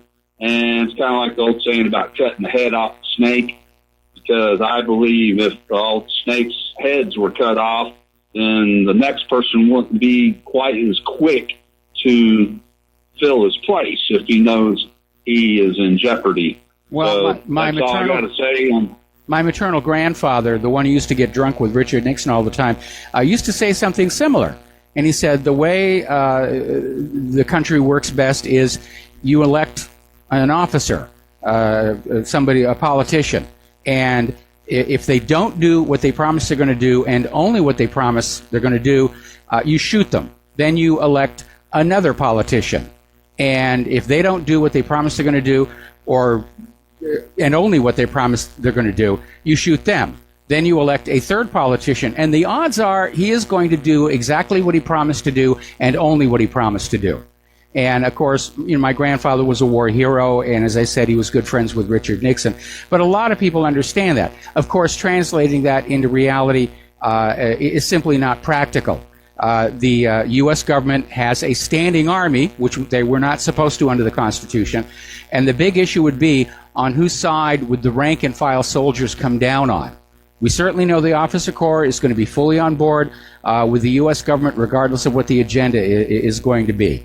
But if ordinary soldiers and airmen and sailors decided they'd had enough and they were to join with the people, that would be a different story. But again, I don't really want to see a civil war or revolution in this country. I don't want to see blood in the streets. I still think that left to its own devices, this economy and this government are tearing itself apart, and we're going to see a Soviet Union-style collapse in the very near future. Well, the one thing I would be worried about, well, not worried, but concerned about, is if that did happen, we had the Soviet-style collapse here, it would make a big opportunity for either China or the Soviets, which I don't really think the Soviets would do it. I'm more concerned with China. They would see our weakness if that happened and decide to take the opportunity to maybe invade us or, start a war with us anyway. Okay, so well, I'm Scott, thinking, Scott, a couple of points. There are no more Soviets. The Soviet Union is gone. And I don't think China or anybody else would want to take the opportunity to attack the United States of America because the place is a wreck. I mean, nobody attacked and invaded the Soviet Union when it collapsed. It's just not worth it. Everyone's always talking about Putin is coming into Europe and Putin's coming into the United States. And he's got enough problems where he is. He's got a country to run. The U.S. is bankrupt. It's flooded with all these illegal immigrants and refugees. The roads are crumbling. The bridges are collapsing. The rail system doesn't work. We don't have any manufacturing. We've contaminated our own agriculture with GMO. Who would want the place? right? Why would they want to invade a sack of manure, huh? Yes. All right. Well, that's all I got to say today, Mike. You have an excellent day, sir. All right, thanks an awful lot. We're going to let you go. We're going to do a shout-out now to our on-air affiliates rejoining the network. Getting on back to issues of immigration and refugees and so forth. We mentioned this briefly yesterday, but there's been another article, this one in Conservative Tribune. Feces, needles, and garbage, welcome to the nicest sanctuary city in the U.S. And, of course, they're talking about San Francisco. And they're just talking about the absolute deplorable condition. Now, this all began with an NBC video investigation, and I'm trying to track down the actual video report. But downtown San Francisco is littered, literally littered with drug needles, garbage, feces, and it's just horrible. And the people who live in San Francisco are having to deal with this because there's just so much of it. They can't keep it clean. And of course, all of this debris is contaminated with all kinds of infectious diseases. Nobody wants to touch it. I remember San Francisco when Claire and I were there for Day After Tomorrow, and we went down to downtown San Francisco, and it was beautiful. And to think of it being trashed by all this illegal immigration and refugee nonsense. Like I said, it's one more reason nobody's going to bother invading us when the government collapses. Who wants to clean up this mess? Now, over in Germany, the voting has started on the Social Democrats regarding this grand coalition with Merkel. And people aren't really sure of where this is going to go. In fact, somebody ran a poll and discovered that the Eurosceptic Party, Alternative for Germany, would take second place at the German parliamentary elections if they were held right now, beating the Social Democrats. So that's bad news for Angela Merkel. Apparently, they've had a huge anti-NATO demonstration up in Sweden, chanting Russian aggression is a big, big lie. So these people understand what's going on. Russia's not the aggressor. The United States is the aggressor. All right, let's take another phone call. Rick in North Carolina, aloha. Welcome to the show. What's on your mind? Hey, Mike. I spoke with you yesterday. Like I was telling you yesterday, I was reading a lot on YouTube lately, watching YouTube, and I was watching this Florida thing, and it looks like that the people just ain't buying this. They're really skeptical of what they're seeing. They're all questioning everything. Just all the comments, just everywhere I look, people are just very skeptical now. They're just not buying it. Good. That's a healthy thing to be skeptical. Yeah, I think so. Yes. I was wondering if you had a chance to see my link I sent you. Which one was that? If you could the First Amendment audit. One more time, please. The First Amendment audit. Oh, yes. I looked at it briefly. I didn't get it up on the website because I had some other things I needed to be doing, but I'll get back to that. Okay. All right. That's all I had. All right. Well, thank you very much. We're going to let you go. Now, getting on back to the news, this little tiff that's brewing between Israel and Poland is ramping on up. And now Poland's Deputy Minister of Culture wants to create a special Holocaust museum. And this would be a museum to commemorate all the non-Jews who died in Poland during World War II. Now, as you know, you go anywhere in the world, there's a Holocaust museum that is focused entirely on the Jewish people, even though they were, in fact, a minority population in those Nazi slave labor camps. But Israel's political necessity is that the world be convinced that only Jews were sent to those camps and that there was a deliberate campaign of extermination. And as I explained yesterday, no, the Nazis actually took very good care of those people because they were valuable. They were useful. They were a major source for materiel for the Nazi army. Now, down in Italy, Matteo Salvini, who's the favored one to win the next election and become prime minister, and he's out there saying, if I'm elected, George Soros won't be able to set foot in this country anymore. So everybody's figuring out who the evil mastermind behind all of this is. Looking at his face, it's almost time for somebody to come up with a cartoon caricature of Soros. Maybe for the next Despicable Me movie or something like that. Apparently, and again, credit the New American on this one, the United Nations is reeling from this massive scandal where apparently for decades UN peacekeeping troops and officials have been raping women and children all over the world with complete impunity, and even diplomatic immunity. And so a lot of people are saying this has to stop. This is shameful. It's like when they discovered the priests were molesting little children. But priests and churches are supposed to be above reproach. The UN is supposed to be above reproach. No, nobody is above reproach. But apparently the current estimate is some 60,000 victims have been sexually abused by UN officials over the last 10 years. Nobody punished but the victims and the whistleblowers. It's a corrupt organization, and it's certainly useless at keeping Israel in line. Well, maybe it is time to just shut it all down. Now, down in Brazil, Brazil's Senate has approved a military intervention in Rio de Janeiro that was proposed by President Michael Temer last week. And this is apparently the latest step in the crackdown on crime and mostly on social unrest ahead of a hotly contested local election coming later this year. You think of Rio de Janeiro and you don't think of this kind of stuff going on there. Soldiers in the streets, social unrest. You think of Carnival.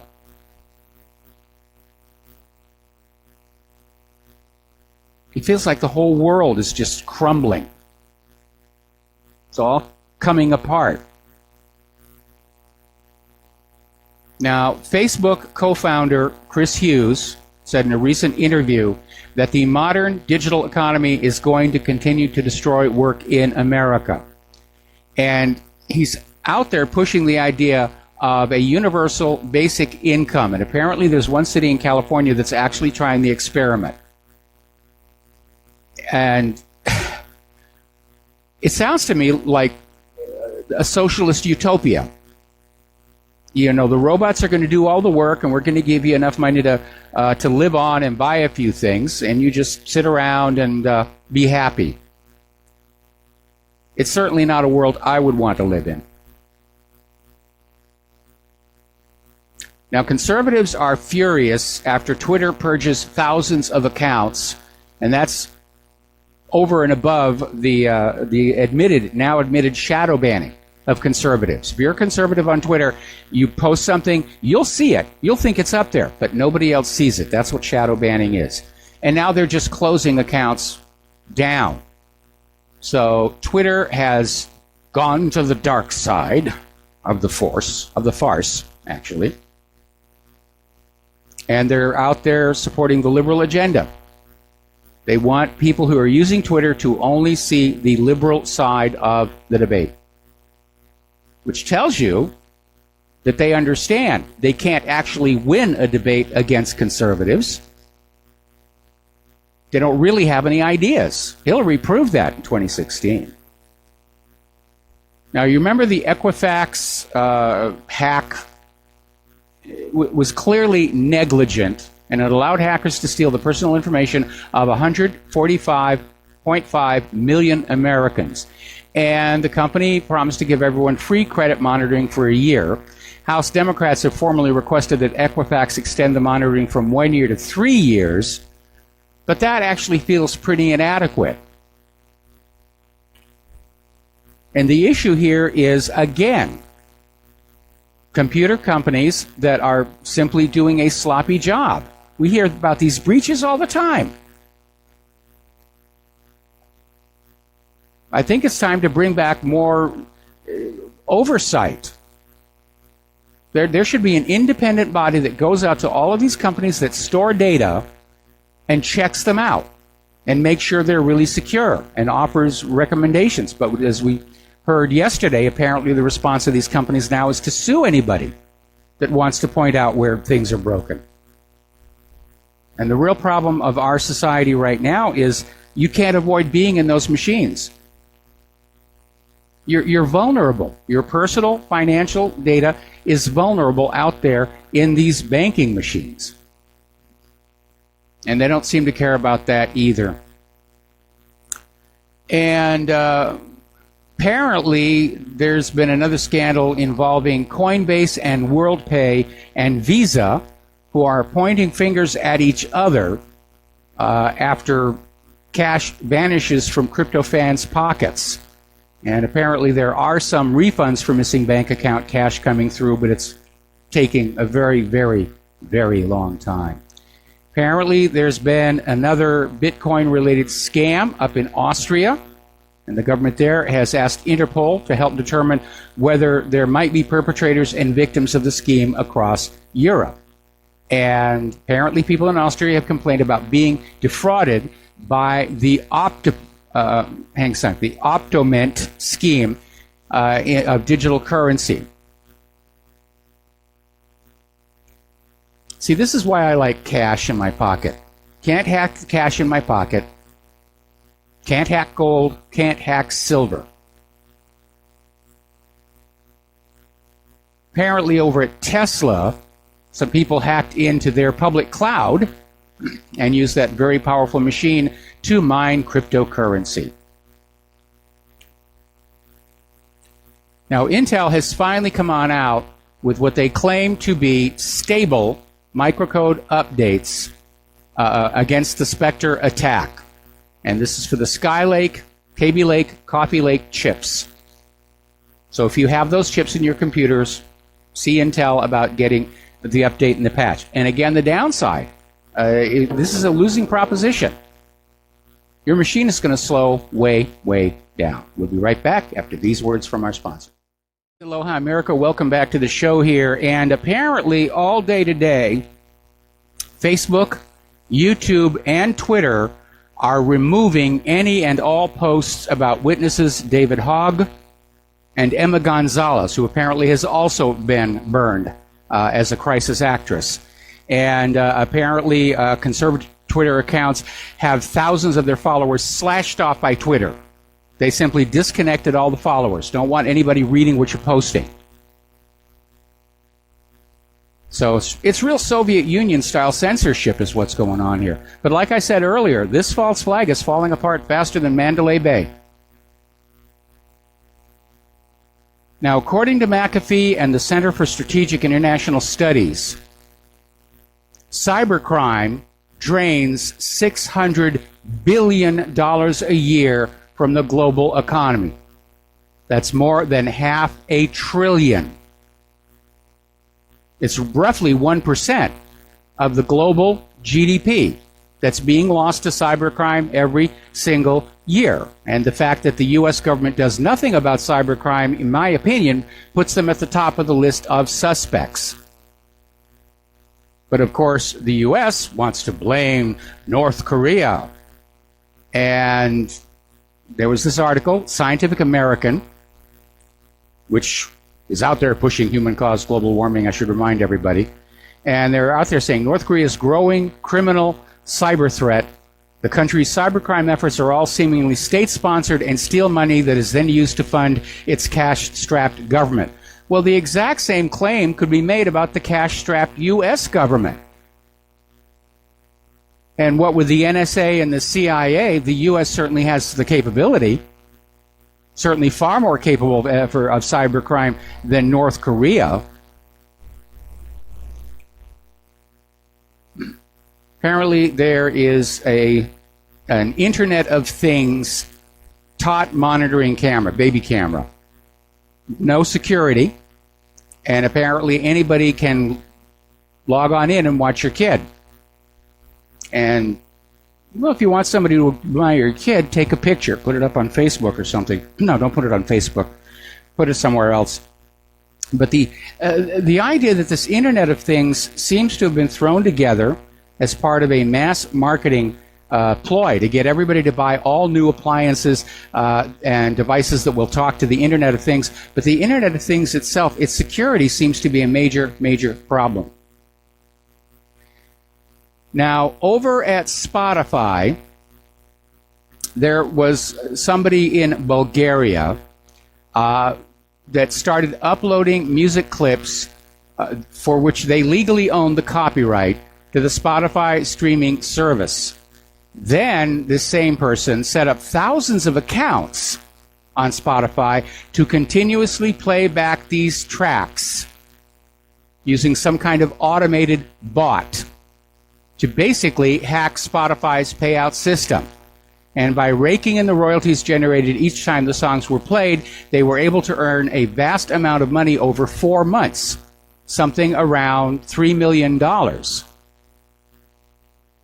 And apparently, the scam was discovered only when the high volume of traffic for those songs caught the attention of major record labels. And they were saying, wow, these have got to be great. We've got to sign this guy to an album. And they said, no, these songs are not very good at all. There's something else going on. Okay, out in Denver, the temperature dropped 72 degrees in just 40 hours. They're getting a huge cold snap over there. We're still not out of winter yet. And it's been a bad one, again. But the carbon Nazis have an explanation for it. It's the hole in global warming. There's a hole in global warming. We didn't see it, but there's a hole. That's the explanation. Don't worry. After the hole, the world is just going to broil, and it's all your fault. Now, one of the indicators of the overall, shall we say, health of a nation, quality of life, quality of medical care, is the newborn survival rates. Now, we're going to take another break here for commercials, and we'll be back after these words from our sponsors. And aloha, America. Welcome back to the show here. And one very worrying sign is there is a lot of military aviation going on out over the south part of Oahu. I've never heard it this intense or seen it this intense. Now, getting on back to the war issue, story out of IntelliHub. The U.S. Navy is sending destroyers to the Black Sea in what they claim is an effort to desensitize Russia, to get them used to the idea of U.S. Navy warships just off their coast.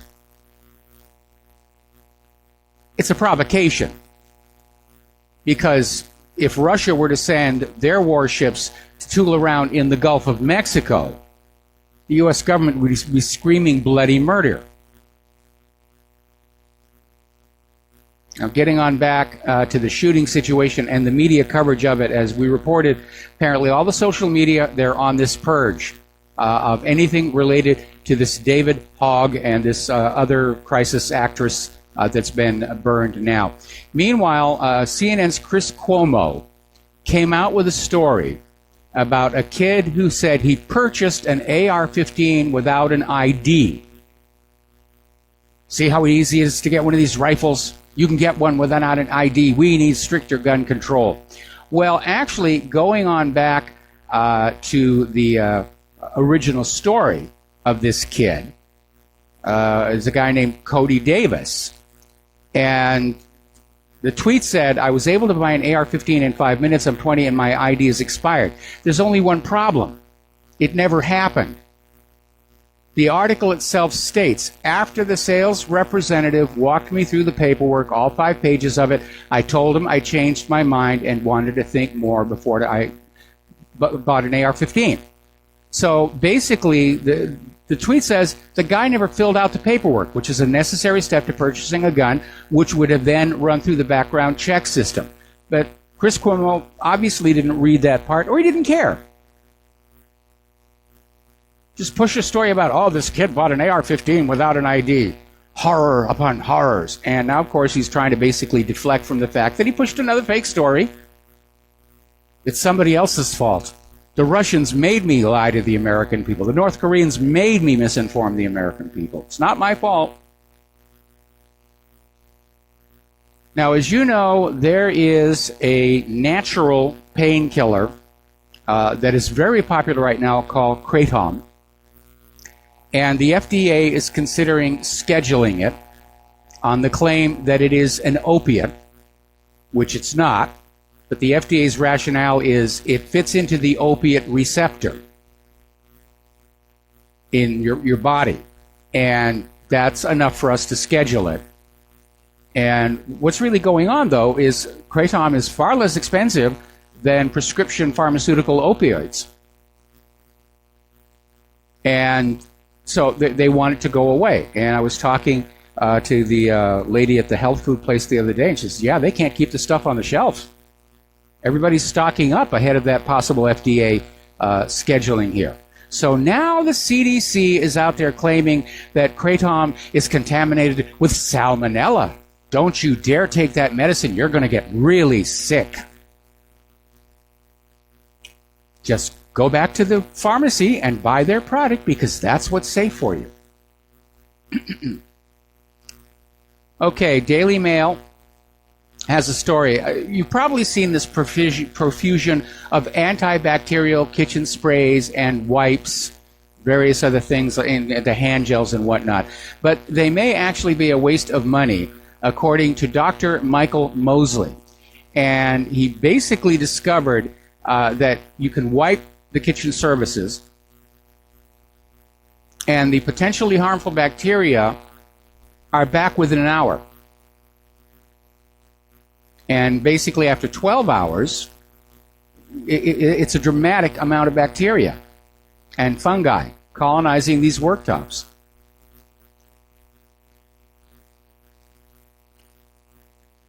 Now, here's a couple of stories that you're really going to love. This is being reported out of the Daily Wire. Apparently last Friday, Ohio parents were denied custody of their daughter for not being supportive enough of her alleged transgenderism. Now, this is a 17-year-old biologically female child who identifies as a boy and claims she has suicidal thoughts over her parents' lack of support for her transgenderism. They won't, for example, call her by her new chosen male name. Now, the parents were fighting for custody of their daughter back from the state in an effort to stop potential transgender hormone treatment. And the parents are basically saying she's not even close to being able to make such a dramatic, life-altering decision at this time. Now, remember, there was this student who did a study of people who had the transgender surgery and hormone treatment and found out they were miserable and they wanted to go back. And a lot of people have commented, this all seems to be a huge amount of nonsense. And where's it all coming from? Well, it turns out, according to a story in Breitbart, the transgender ideology is being covertly funded by a network of wealthy donors and investors in the drug, surgery, and healthcare industries. In other words, they're selling these kids on the idea that they're the opposite gender in order to basically sell them the surgery and the hormone treatments. These are young, impressionable kids. It's easy to confuse them. But that's the link. That's what's going on here. All right, let's take some phone calls. Kevin in Washington, aloha, welcome to the show. What's on your mind? Hey, Mike, thank you. I had three things I wanted to ask you about real quick. I'm out in the foothills, and it's snowing here, and the power went out, so I had to wait for my computer to reboot up to call you back. But I got a question for you. Okay. Did you say that those two kids, they figured out that they were crisis actors? I didn't quite... My computer went up right as you were saying it. Okay, well, I don't know about the second one, but I'm well aware of the first one. David Hogue, apparently he graduated high school in California, was never a student at that high school in Parkland, and he was used as an on-screen presence for a CBS video out in Los Angeles about another shooting. And if you look at his yearbook page, it says he wants to go to work for CNN, which is where his mother is, and he wants to be an actor. So I'm sure by now he's already been told that if you want to work for CNN, your job is to create the news, not to report it. And they just decided they were going to use him again in Parkland. And his family did move from California to Parkland, so it's not like he flew across the country to do this. But it's a clear case. So, Mike, what you were saying then was that Facebook was kind of scrubbing the trail. Was that what you were saying, Mike? Was Facebook that and Twitter, yeah, cleaning up or something? Yeah, basically Facebook and Twitter and the other social media, right now they're just deleting any posts that are talking about these kids. And they're deleting the videos of students at the high school saying they heard multiple shooters. They deleted the video of the students saying they were told there was going to be an active shooter drill that day. They deleted the videos of this one girl who says she was talking to this Nicholas Cruz when the shooting started on another side of the campus. So this whole fiasco is collapsing even faster than Mandalay Bay. Okay. The second thing I wanted to ask you, Mike, going back to the cryptocurrency thing that you were saying, how it's being kind of vacuumed out of the system or whatnot. But wouldn't, if somebody stole the cryptocurrency, they're stealing it because it has value, and then they're going to spend that value back into the economy anyway. The guy at the local convenience store, doesn't matter the $20 that you come in to spend in his store. He doesn't care if you came by that honestly or if you sold it. You're spending it in his store. I mean, wouldn't the people that stole that, wouldn't it still get spent into the economy anyway? Well, shouldn't it be spent into the economy by the people who actually own it? No, I understand that, but I'm just saying that the people that are stealing it, there's an intrinsic value. So I guess what I'm getting at, the third thing I was going to ask you, I think it was a year, maybe two ago, you had a pretty good kind of a little bit of a lecture or a kind of synopsis, and I think you called it, the 11th penny or something like that? The 11th marble. What did you call that? The 11th marble. The 11th marble. I think we're due as an audience to hear that from you again. I think that was very good the last time you did that. It kind of explains, where all this is going or where we're at on this thing. Well, actually, if you go to whatreallyhappened.com and you go up to the top of the main page, there's a gray box of permanent articles right underneath my picture, and the 11th marble is in the second row down, second from the left end. All the banking articles are up there. You can read them. Okay, I just think that was such a good thing. I think people that are kind of coming new to this, they hear this stuff and they kind of, oh yeah, what's that all about? I think that really kind of hits home or really says it. I think that's a very poignant. Well, I'll make a point of including it in a future show here. I have heard from various people that my banking articles are being filtered and blocked. They can see my main page, they can see the members page, but when they try and go to All Wars or Bankers Wars, for example, all of a sudden it's just blocked. And so obviously somebody somewhere is very much concerned about these articles. Well, you're over the target when they do that. Thank you very much for your time, Mike. Hang in there and have a good day. Thank you. All right, thank you, Kevin. We're going to switch over to Mateus in Canada. Aloha. Welcome to the show. What's on your mind? Oh, hey, Michael, regarding the sex you were just talking about, the way I deal with it, whenever I'm filling out a government form and there's a question like sex with a question mark, I just say, yes, please. Yeah, I like the check boxes where they have M or F, and I'll say F 3 to 5 times a week. I haven't M'd in years. Nice. Good one. Oh, you cracked me up yesterday big time. You were talking about Germany, and you're like, okay, so the German chancellor wants to collect all of the EU armies and have it under the German control. What could go wrong with that? And on to the next story, blah, blah, blah. This was so funny. Yeah, well, it would be funny, except that they're really trying to do this. And it's like we really are. We've fallen through a time warp, and we're back to this warmongering nation. And all these countries are they all see what's coming. Everybody knows the U.S. is going to kick off a world war, and they're all getting, into position to play their part. Totally. Okay, I want to say a quote here for the first time. It's from a guy called Eckhart Tolle. If the history of humanity were the clinical case history of a single human being, the diagnosis would have to be chronic paranoid delusions, a pathological propensity to commit murder and acts of extreme violence and cruelty against its perceived enemies, his own unconsciousness projected outward, criminally insane with a few brief lucid intervals. And that really just does sum it up. I think we are dealing with a situation where we have a mass consciousness of actually insane group consciousness with a few moments of lucidity, historically speaking, as well as just in our current situation. And the other thing he says is that the study of insanity is not enough to induce sanity.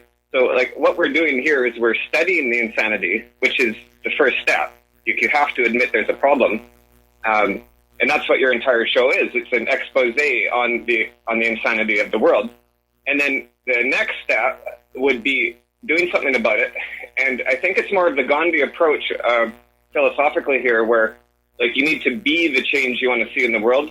So like there's no way that we're going to fix the world directly from external forces.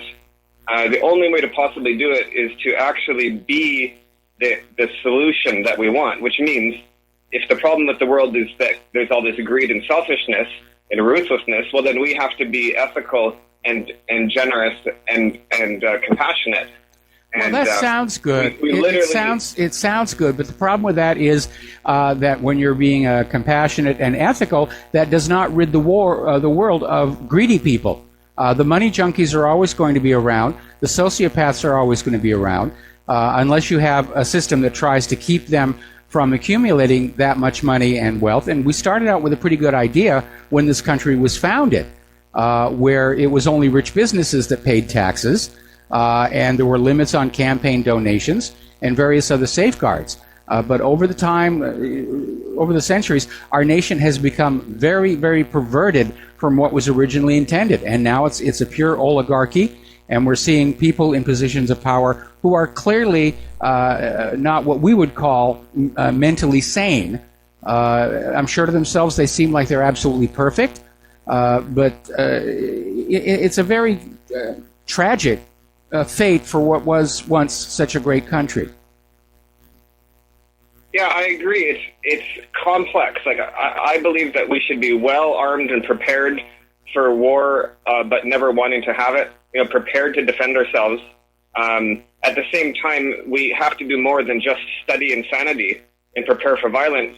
I think we need to do both. We need to be prepared, but we also need to be the change that we want to see in the world. And we have to demonstrate a better way. We have to demonstrate to our children ethics and being honorable, and I agree with you on that last one. I agree with you on that last one, but starting in the 1990s, when the militant feminists literally told women, you must get out of the house and get a job. It's a shameful thing to be a housewife, and that left the children basically taking care of themselves, the latchkey kids. And that meant that our children from the 1990s to today were being raised by TV, video, pop culture, and later social media. And that's why the nation has lost its moral compass. One reason.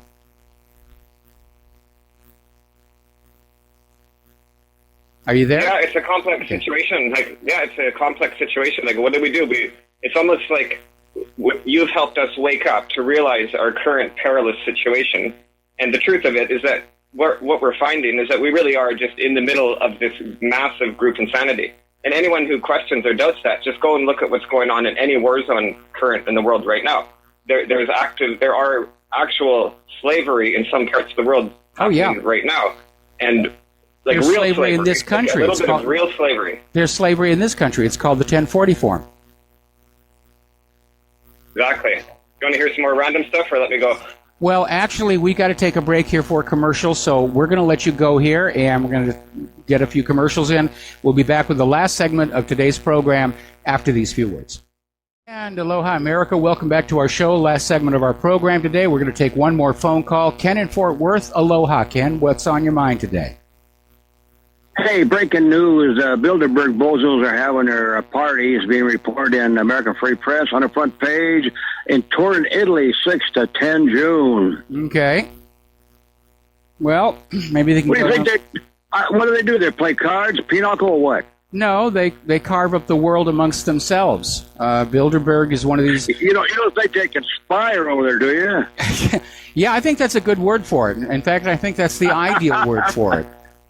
Okay, I'm gone. All right, thanks an awful lot there. Apparently, a YouTube star who claimed a vegan lifestyle was the cure for cancer has died of cancer. Oh, well, that's how these things happen. All right, so we're coming to the end of the show here, and there's just all of this weird stuff going on.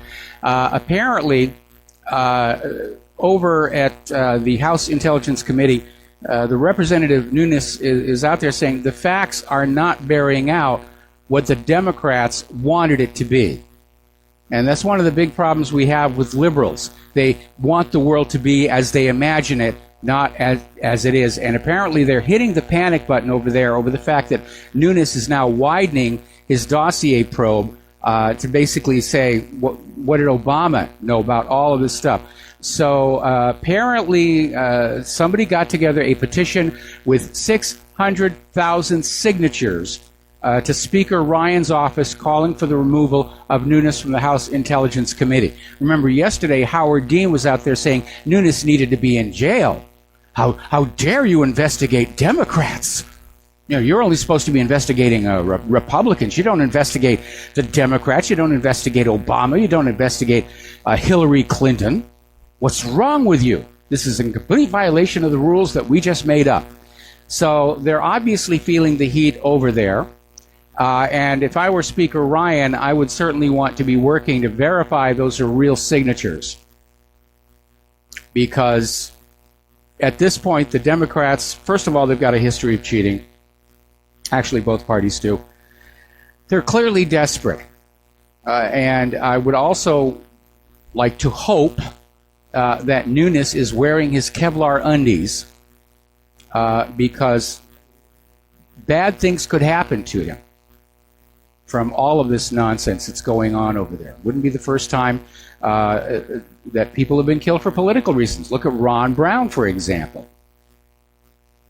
And right now, Nunes is a major threat to that narcocracy, that web of corruption that centers on the Central Intelligence Agency and the Clintons.